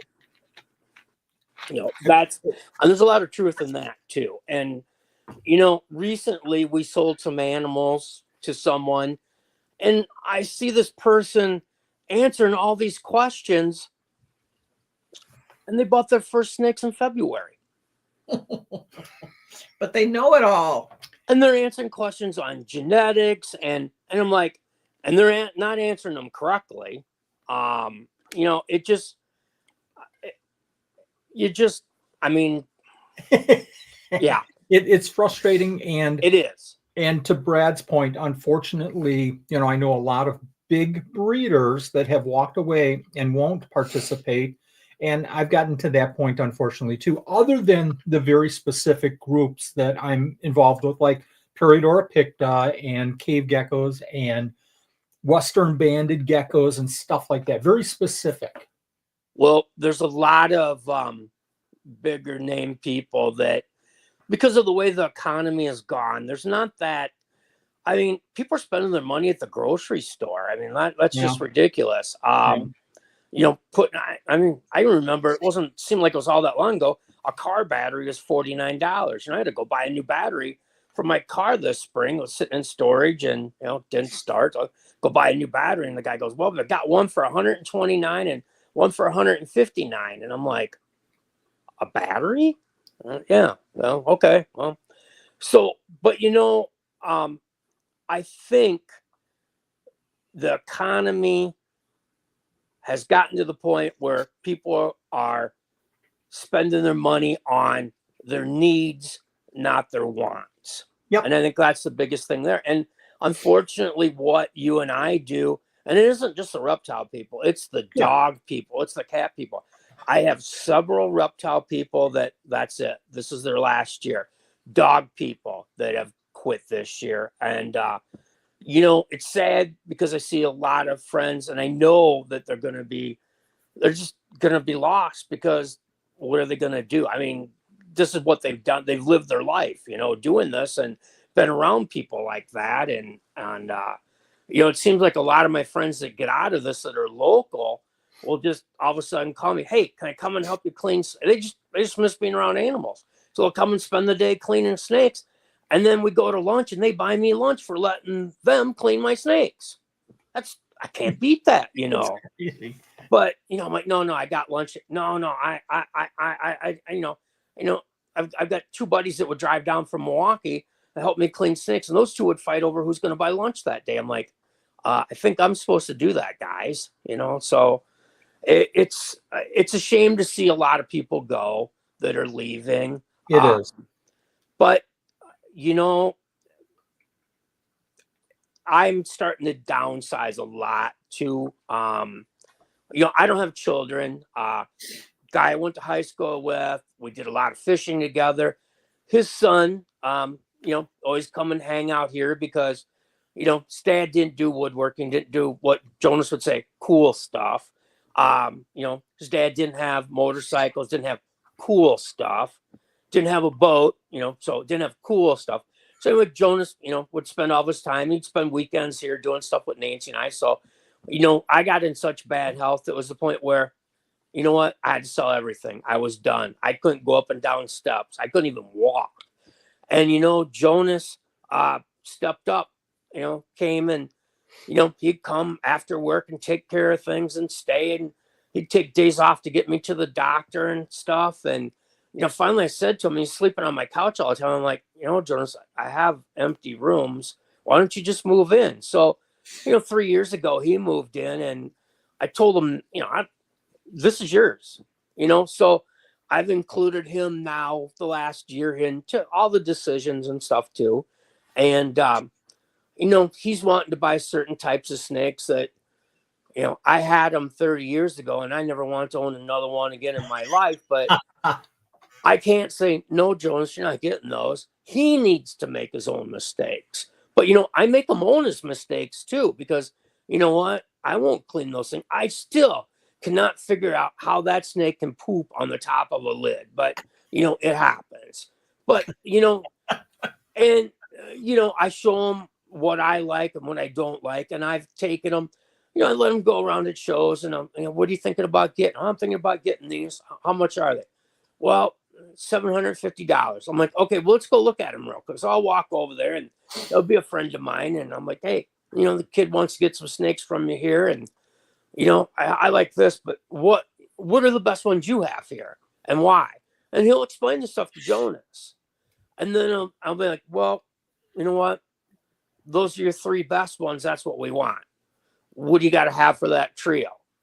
Geez, Jim, you done me a lot. $450 work for you? Yeah. So walk away. And, at first Jonas was, I think, I don't want to say was mad, but I think it was just, I didn't want to feel like I was stepping in and taking over his deal. Yeah. But I think he also learned that now maybe it is a good idea to use the old man's, knowledge and friends and wit and whatever may be the case to help him get what he can get more animals now because he can buy more animals because he has more money. But, and that goes the other way too. There's a few people that I've had bad dealings with. I'd never buy from again. And he has bought stuff from them. And he wants to do it. That's fine. And we've had pretty good success that way too. But I can't tell him what he's, he needs to learn this too. But, after him, he's worked for me helping in the reptile since he was 8 years old. He is 28 years old now. So, he knows the whole ball game in and out. He's been to, last year we spent a lot of time going to visit friends in the business that we hadn't been to their place. We went to Mike's Monitors. My God, if you ever get a chance to go to Mike Stefani's place, go. Mike and his wife, Karen, are such fantastic people to start with. And, for me, it was so interesting because it's something that I really haven't done a lot of is, mess around with monitors and stuff. So I learned a lot. I would much rather go look at monitors than I would somebody's ball pythons because, I know a lot about ball pythons. I don't know jack about monitors, but, and Mike's quite the character himself. Mike, yes. I mean, we stayed grilled out. Bill Stewart and his wife were there, and a few of the Badgerland people, showed up too. And, we made a day out of it, and it was fantastic. And, so I took him to Reptile Rapture. Richard gave him the tour of the back room of all the rescues they bring in from as far as California. Richard showed him everything they did. Then Jonas and Richard were taking bull snakes outside, and I was taking pictures for him, getting the, the natural lights and stuff. And, so I've kind of paved the way for him to get into other things that he likes too, rather than just what I have here. So he likes Asian rat snakes, and, they don't do well in warm conditions. My basement is 78 degrees year round. So I work down there in a t-shirt and shorts. Those snakes don't do well down there. And I bought several over the years, and, no one had kind of figured out why. I just assumed because they were, wild caught or whatever. Well, now that they're captive bred, they're in the country, people say they'll do fine without any heat. I'm like, oh, what do you mean all reptiles need heat? No. They don't need heat, blah, blah, blah. So I broke that cardinal rule for Jonas. No snakes upstairs in my house. I work with them downstairs. I want to come up and shut the door. I don't want to see my work 24 hours a day. So, Yeah. he's got 4 Asian rat snakes upstairs here now. And they've done extremely well because they've been upstairs and away from the heat too. So I've got 2 points that I wanted to remember while you were talking about this and Jonas. Number one, there's nothing bigger than Jonas's heart in the whole world. no. Well, his dad, Tim Olendick, that helped me at shows and stuff. Herb Foley on the old Wisconsin. That's Jonas's dad. Oh, I didn't know that. Well, you Good do guy. now. Really good guy. But for everybody's, I call him my son because it's just easier now. At the hospital, all the doctors, everything around here, he's my son, That's funny. That's your funny. son's coming. Yeah. So now it's just easier. And, my mom, he's my mom's grandson. And, Jonas has more grandmothers than any person I know. So, but he does. When I was married, my wife and I would go away for 2 weeks in the wintertime to, the Caribbean somewhere, and Jonas would take care of everything. Well, it would snow out. He'd shovel all the snow, but then he'd tell my mom, take me down to your house, because he didn't want my dad to have to go out in the snow and stuff when my dad's health started to get bad. And all the neighbors around here, everybody loves Jonas. So I think of him as a good kid, but he's developing that mindset of learning and understanding and all, and that's because you're a great mentor. I'm kind of tying stuff back together here with being a top breeder, a big time breeder, and I think that he will be. If he's not there already, he will be. But it's the mentorship, but also there's a factor that I'm going to tie this whole show back together with. And that's networking and knowing and talking with people exactly. And knowing. And you've mentioned that over and over and over again without coming out and saying network is a key part of being a big time breeder. Well, it's hard for everybody. When you walk into a room, there's a bunch of people there and stuff. Everybody, well, not everybody, 99% of the people want to talk and tell them what they did and how good they are. That's just like human nature in a lot of cases.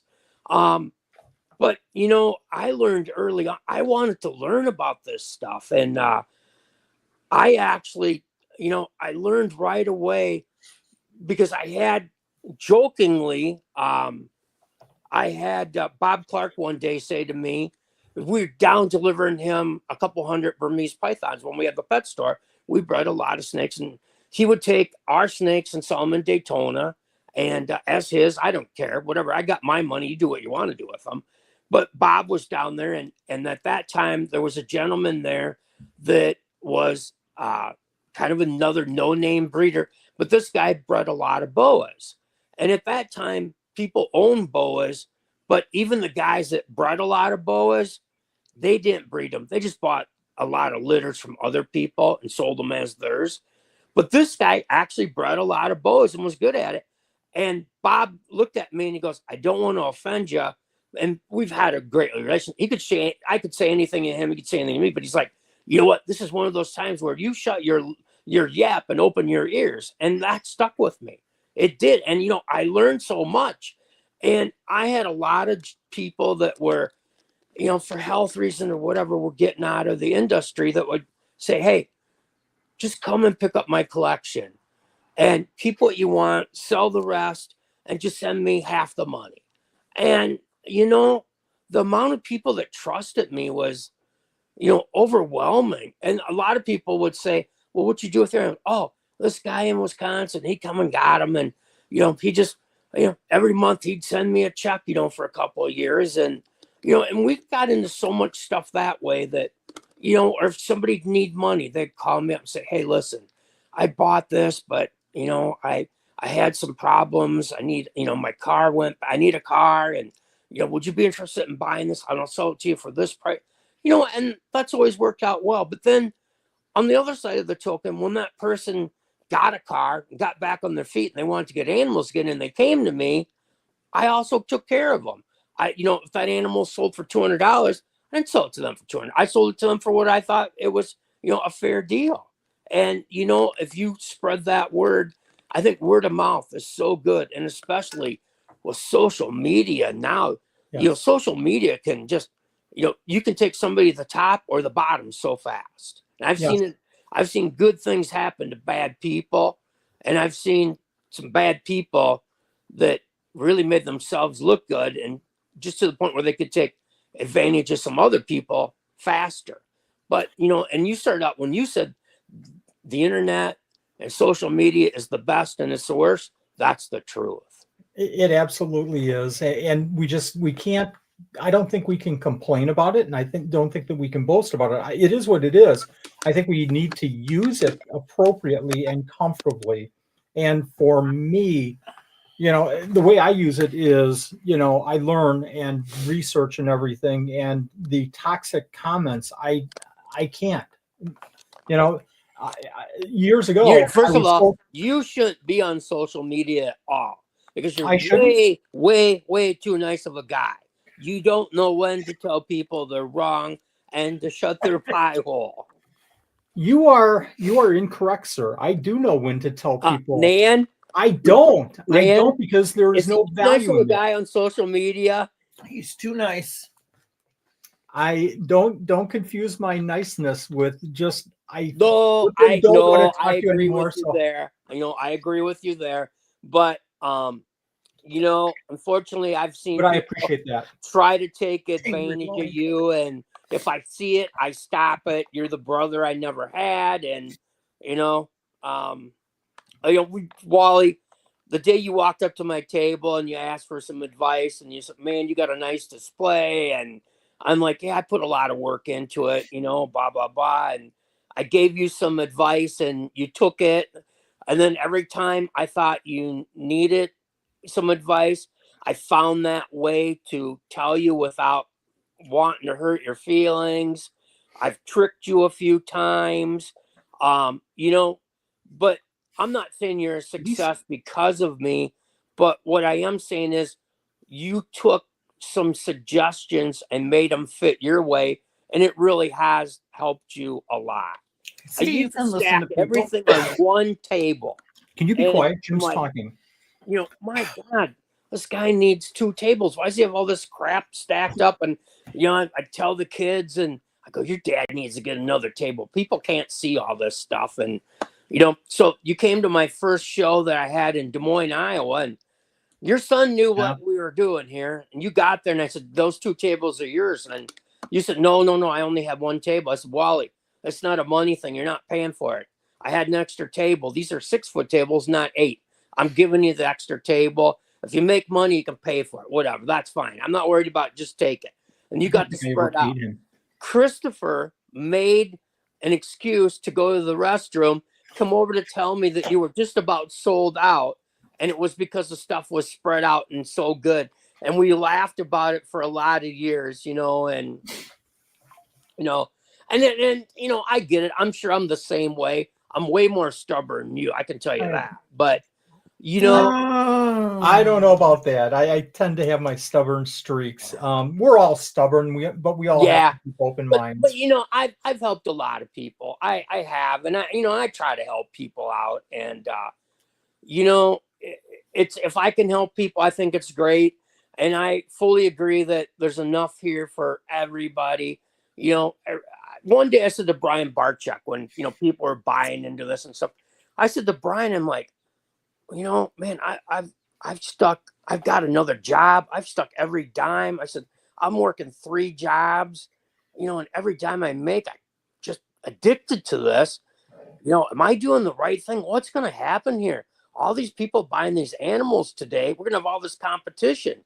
Brian looked at me dead straight in the face and said, dude, you don't understand. Most of these people don't want to learn or spend the money the right way to take care of this stuff. They're going to kill a lot of this. Yeah. And, I kind of felt bad about that. And then I realized Brian was right. So then I went there for a while trying to, try to help people to make sure they had the right setup. But so many people just want to do things their way. They don't want to listen.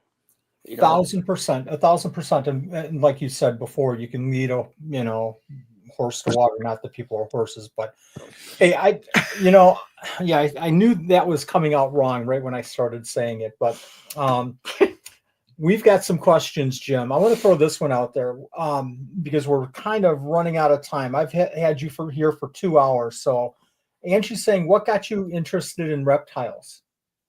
Well, Angie, I hated reptiles. I was afraid of reptiles. And I lived on the edge of a small town, still live in that small town. And me and my cousins and, the other kids on the street would, pack a sack lunch. Wally, did I lose you? We just lost you. Oh, I- there You you are. are. I don't know what happened there. Okay. Yeah, Anyway. sure you don't. Us kids, we'd get our Boy Scout, Cub Scout canteens and we'd go down and, climbing through the woods and stuff. Man, I'll tell you what, I was always a chubby kid, but would there be a snake and somebody'd see snake and yell snake, I'll tell you what, I was the fastest kid in town on that. I couldn't wait to get on my bike and I never looked back. I just ride back to town, But,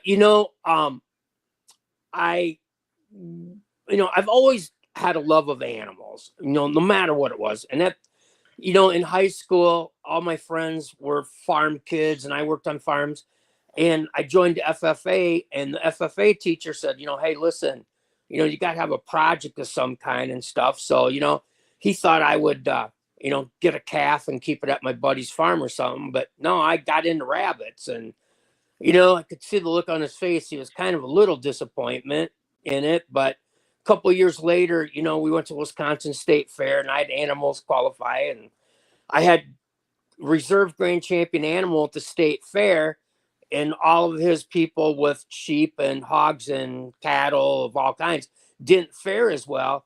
I instantly became his favorite student at that point, forward. But, and I had the rabbits and I'd say probably 19 years old. We had somebody break in and steal all of our bunnies right before Easter. And, doing some check-in. Here they went, the people that stole them took them to the local pet store and sold them and, tracked them down, got the people, they got arrested and stuff like that. But the guy that run the store said to me, he goes, well, you really like animals. I'm like, oh, yeah. And so he's like, are you looking for a job? I'm like, well, yeah, maybe. And so I wound up getting a job there. And I was, it was a 5-story pet store. The store was on one floor. Basement, he bred fish. Second floor, he bred birds. Third floor, I talked him into breeding reptiles eventually, but at that time had nothing on it. But anyway, after a few months there, he offered me the store manager's position. And I said, okay, but I thought I can't make an employee go clean a snake cage or a tarantula cage. I can't make somebody do something I wouldn't do myself. Why would that person ever want to look up to me? So I had him give me a crash course on reptiles. And then going back to that story of going to the Lee Watson's all animal swap and seeing all the reptiles and seeing a opportunity there, I'm like, yeah. And, the more that I spent time with reptiles, man, they were way different than cows and mice and, anything else. I don't care what you do in life, but everybody out there should try breeding a pair of frogs. Seeing those little, first of all, seeing the female sitting in the water, just absorbing water. And then you see these little jewel dots that look like a baby, in a petri dish or on a leaf. And then a tail comes out of there and then the legs. And you see that tadpole, turn into a froglet. That is the most rewarding thing there is in breeding any kind of animal out there. That I will tell you. That hooked me as well, the whole breeding aspect and the babies. Cool story. Emily's asking, Jim, what is your favorite thing you've ever bred? What is the reptile you're most proud of? Well, so the favorite thing, it's a two-parter there. The favorite thing is the dart frogs. Oh, cool. Yeah. And I wanted to know about dart frogs. And there were a few books out there, but there was a guy by the name of Gabe that lived in Oh God, it's on the tip of my Oshkosh, Wisconsin. So Gabe wanted to get some ball pythons, and he said, "Well, I'll trade you for frogs." I'm like, "Those frogs are too beautiful for me to kill, but I really want some." Gabe said, "Well, why don't you come to my house and help me on Sundays, and I'll teach you the frog business." Perfect.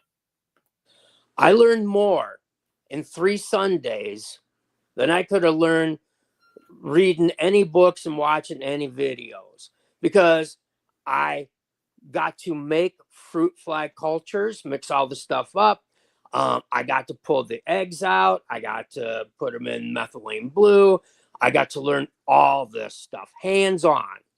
And I also made a lifelong friend in Gabe. Gabe was a unique individual.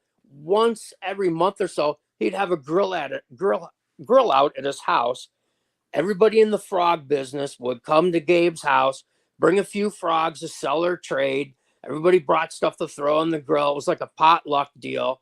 And it was great. When Gabe was military, he moved to Georgia. I went helped him move and wound up getting a lot of his frogs then and stuff too that he just couldn't take with. But what a great guy, and what a way of learning the business, man. Going and being that understudy under one of the top guys out there. I mean, Gabe had every kind of dart frog you see in the book that you just drool over. You can go to Gabe's house and feed him if you want, So, and then the thing that I'm most proud of in the corn snakes, if you're familiar with what they call the salmon or the coral green, it's the same thing. It's actually the snake that adds all the pink to the corn snakes. Okay. So if you see a gray snake that is neon pink or a white snake that's neon pink, that's the coral gene is my gene. Oh, really? That is super cool. Yep. And it's coral and salmon are the exact same thing. I started out calling them coral snows. After a couple of years, anybody that thought that they had a snow corn that had one pink scale called it a coral, and it wasn't. So all right. I changed the name and called them salmons the following year just to see what would happen. And lo and behold, then took a couple of years. Everybody had salmons then. So, but they're the same thing, and I kept that story. I was going to take it to my grave, and I told a guy by the name of Donovan that's big into doing all the drawings and stuff you see. Guy that he did my logo, does everybody's logo out there. I told Donovan one day, what I did, and kind of joked about it. But, there's been other people out there that said, well, they have their own line of coral. But Donovan just happened to be at that first Tinley Park and had a picture of that person buying the mail that I had on the table. So, it's just another, we could do a whole story on fraud. I absolutely could. I love the fraud. Yeah, the coral and salmon snows. I mean, every year I still, people think, of me just doing ball pythons. I started with colubrids. I've always had colubrids. Some years I didn't breed them when the economy was crappy. I didn't breed all of mine just because a couple of my good friends, that was their living. They made their money off of selling their colubrids. I didn't breed mine just to help my friends out. And they would never tell me not to do that. I did it out of just respect to those people. Oh my gosh. You have a million stories. But you also, it looks like you have a million die-casts behind you. So Frank the Tank is asking for the end of the stream, how much is your entire collection in the back worth? Ooh. Well, Jeez, that's Louise. one wall. That's a wall, and that's part of another wall. And then I have a couple of curio cabinets that are full. I honestly don't know. Yeah. We're just shy of 900 cars right now. Actually, the end of this month, we'll go over having 900 cars. So, I don't know. Do you have a favorite? Not really. I mean, I like so many of them. There's one driver that he was close to my age by the name of Scott Bloomquist. he passed away last year, and I've been on the quest to collect all his cars since I started. And I've been down to, there's 3 cars I've not been able to find. I did find one last month and bought it. That came in the mail a couple days ago. I did just find another one of his. And in the process, I'll have that here next week. But I'm still looking for one more. But I really have a lot of favorites. I don't, some of them are not valuable, but some of them have a really cool story to them. One that I have, I bought off of a guy, and I'm like, so where'd you get this car at? And he's like, and it was one of the best racers out there right now in the dirt world is Bobby Pierce. Well, Bobby's dad also raced, and he had a nickname of the tall, cool one, and because he drove a car and it was sponsored by Coors and stuff like that, beer. But anyway, I stumbled across a die-cast car. There weren't many of them made that was of Bobby Pierce's dad, Bob. And I said to the guy, he posted it up. He was thinking about selling it. I reached out to him right away because I thought, I've never seen one of these before. When you see something you've never seen before, that's the time you better buy it because it's going to be gone. Yeah. I reached out to the guy. I'm like, so, where'd you get it? He goes, oh, I bought this after a race. Bob won the race down in Peoria, Illinois, back in 1987. And after the races, I went down to the pits, and my kid was with one to get a shirt signed by Bob, and he had the die-cast cars there. So I bought one of the cars. I had him sign it. Pierce has invited us to sit there and drink a few beers with him that night, and got to be good friends. Now I'm lifelong friends with the dad and stuff like that, and the son, and so Jonas and I have actually met a lot of the drivers, and we've become pretty good friends with several and stuff too. So some of the cars got some really cool stories to them too. What's your oldest car, Jim? Well, the thing is, Nan, a lot of the dirt diecast cars, they really didn't start making those until in the late 80s.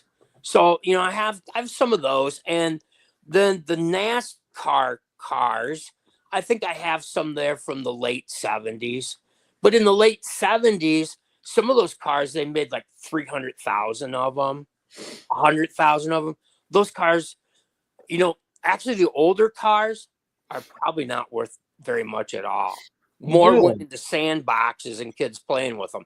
Like the cars of today, like, take Carl Larson. One of the number 1 drivers he drives. Well, he's going to drive IndyCar this year. He's a NASCAR champion. He races dirt cars. If Kyle won last weekend, they make that winning car. There'd probably be like 700 of those cars made, for an example.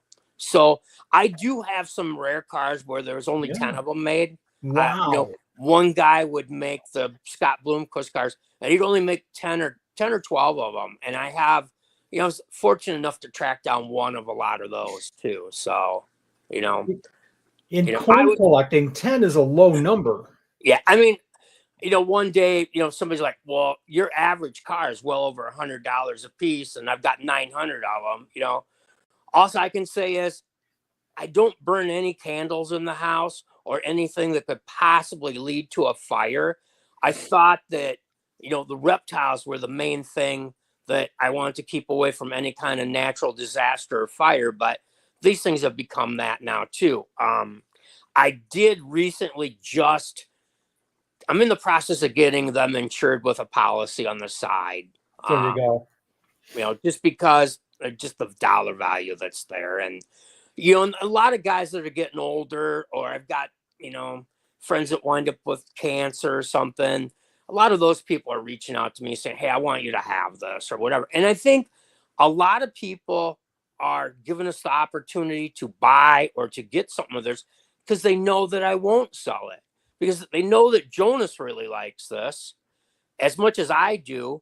And they know that Jonas will hang on to it. Jonas is 28 years old. These cars will probably stay in the collection until, Lord help us, he has a tragedy or he dies or whatever. I don't know what will happen then. So, a lot of the guys that collect the dirt cars, they're a different breed than the NASCAR collectors. Sure. And they work hard to get the cars, and they're blue collar guys. They spend their money wisely on them. They take care of them, and they're kind of like their second children in some cases. So a little bit more emotion going into a collection like that. oh yeah, definitely. I've got I've got a couple friends that are not doing very good now at all, and one of them, this just tells you something about people. One of them is battling something right now. He has an infection that they're not finding any antibiotics that are working to cure him, and he's having some pretty emotionally and mentally, he's having some pretty bad days, and it's and it messes with your mind. I've been in that position once too, where I was hospitalized for 10 days with IVs running in me until I finally found something that would cure the infection. I had problems with my kidneys, and it wasn't good. But anyway, my buddy Mike, he's got all this going on. But then we have another friend that he makes these die-cast cars. There's a company that brings them into the country from China. This guy will go to the drivers and make specialty cars. So he'll spray them with a brown type material to make them look like it was a car that literally just came off a dirt racetrack. Oh my And God. this gentleman's in bad health. So his name's Mike too. But my friend Mike, with the infection in his body, he just posted up a couple of cars that are worth about $1,000 a piece to do a fundraiser for the other Mike that has a bunch of medical bills now. And you talk about somebody that, if you believe in God or anything like this guy automatically is going to sainthood. I can tell you that much right there. He's a good dude all the way around. I remember when I started this, posting some pictures here and there, and people were asking, well, how much is this car worth? And I would tell him, and he messaged me and he goes, is that what you paid for yours? I'm like, yeah. He's like, oh, you're paying way too much money. Next time you need something, just come and see, get a price and come and see me. And lo and behold, for 5 years, I've been buying stuff from him because, he's always helped me out and always been a better price. So You, sir, are a networker by far. You're absolutely a networker. Networker, bullshitter. You whatever you think, Wally. Okay, I've got a question from Jeff. Question for Jim, and I may have missed this, or it has been already asked. What keeps you motivated to keep doing this amazing thing every day? That's a great question. I don't know. Am I stupid or I don't know. I went through a part where I was in really bad health. And I mean, literally, I had kidney failures twice. I went into shock. My dog, my dog Butters, that many people know Butters, woke Nancy up, and Nancy sees me, turning, blue and purple, calls the ambulance, and they, get me to the hospital, and, heart attacks. I literally died 3 times in 2 years. And, I told somebody I'd like to go for a helicopter ride. Well, I have twice, but it's been in med flight and I don't remember it. So,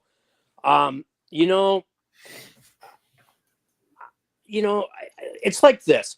You can sit around and cry about being in bad health or things ain't going right, but you can sit on the couch and cry for a week. But then you realize, man, I can't get that week back. So you want to, you just want to keep doing stuff.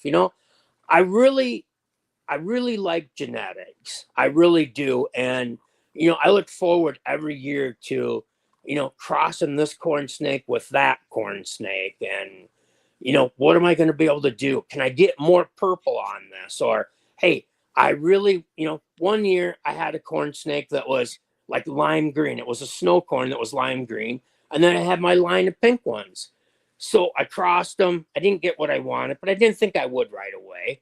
And, about 4 years later, I made these snakes that were white with pink spots and green spots all over them. I called them a Christmas corn. It's pretty neat. Everybody really liked them. So, that was just one thing.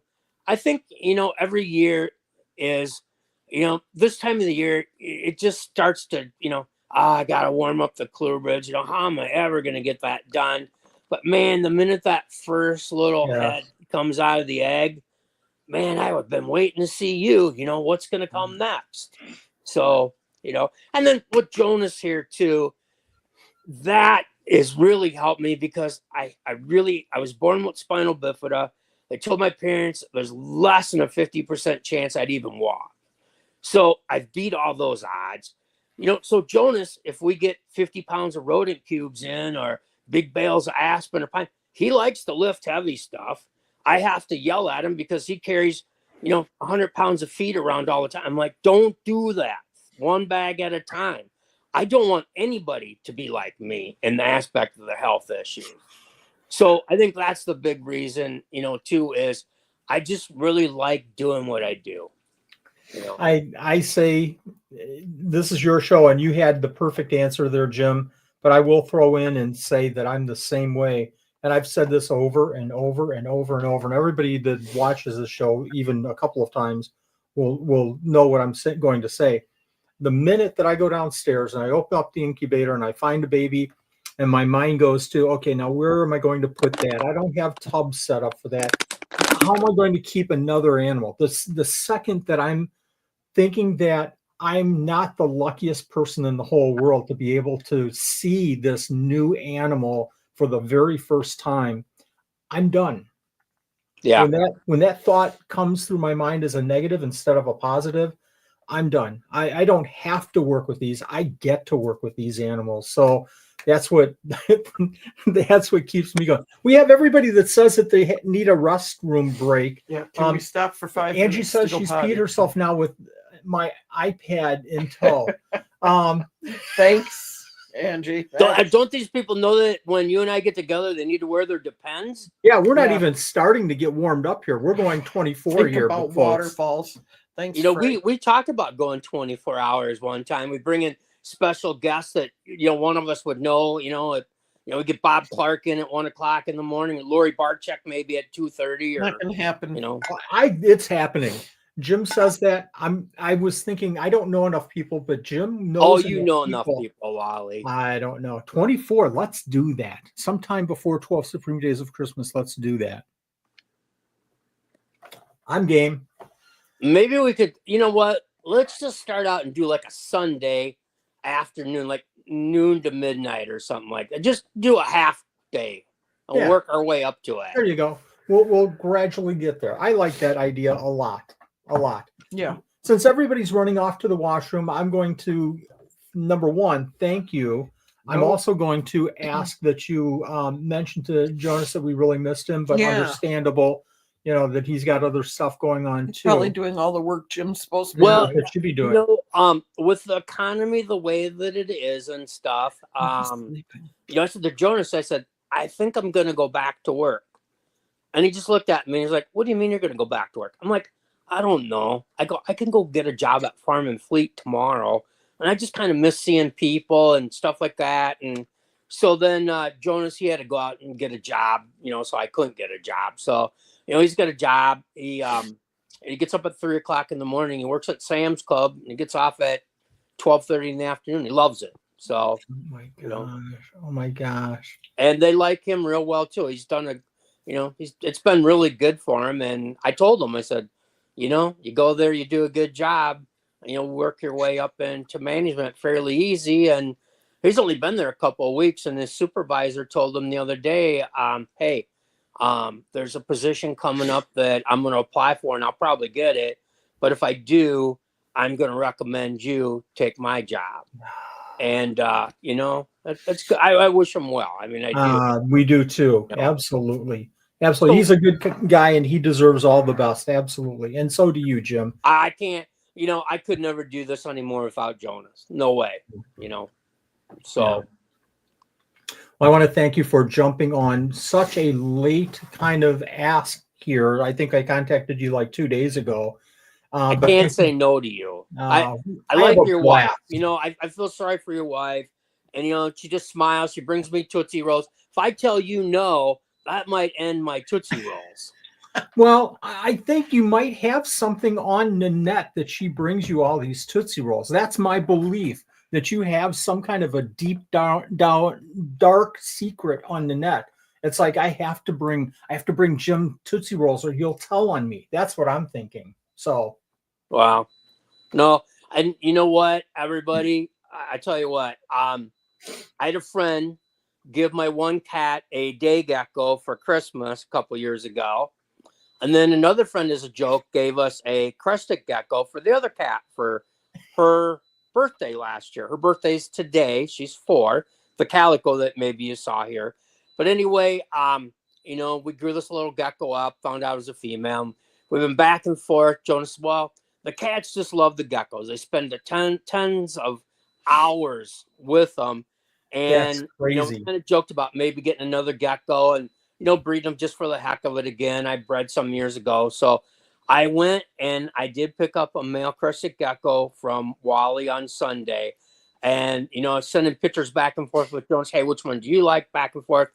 And I tell you what, we're back in the gecko business now. So all your gecko breeders out there, be careful. You know, we're stepping up there. But no, I tell you what, we have a munchkin cat that I never was a cat lover. I didn't hate cats. I just, you know, Yeah. but we wound up getting this kitten and he adopted me as his parent. So now we do everything. But Oh, this gecko will come out and the cat will go over. And when he puts his paw up on the glass at some point, the gecko will go to his paw.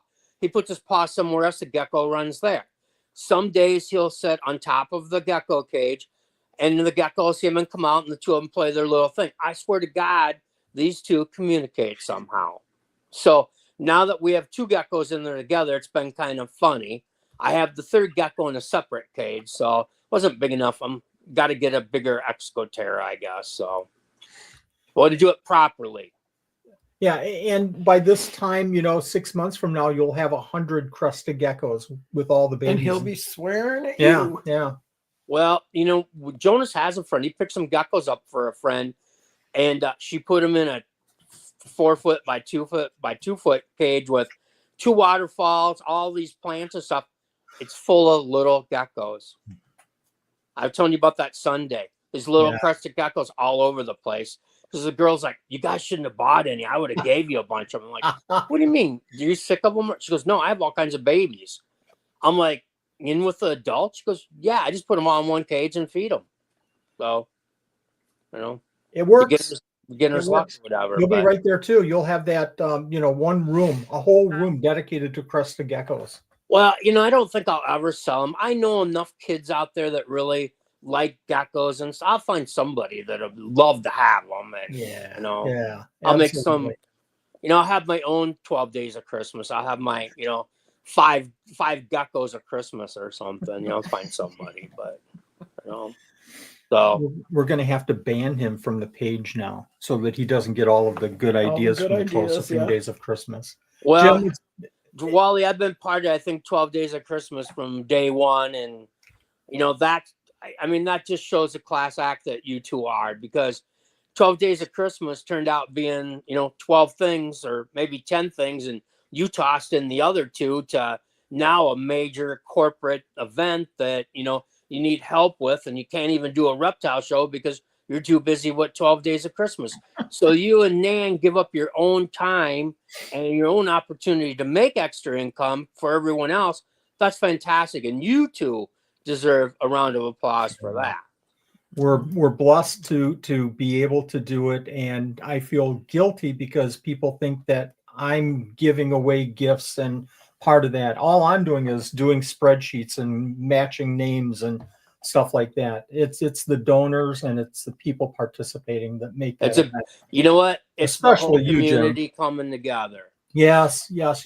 And I say this over and over, and I apologize, but to see somebody on Facebook talking to somebody else that they've met during the 12 Supreme Days of Christmas, that drives me the whole year. Just people communicating in a positive way and building this community. Wally, like a year and a half ago, Jamie comes up in Tinley Park, wants to know if she can give me a hug. And I'm like, who is this girl? You know, I swear to God, she's a girl that, you know, I went to high school with, other than she's, you know, could be my daughter.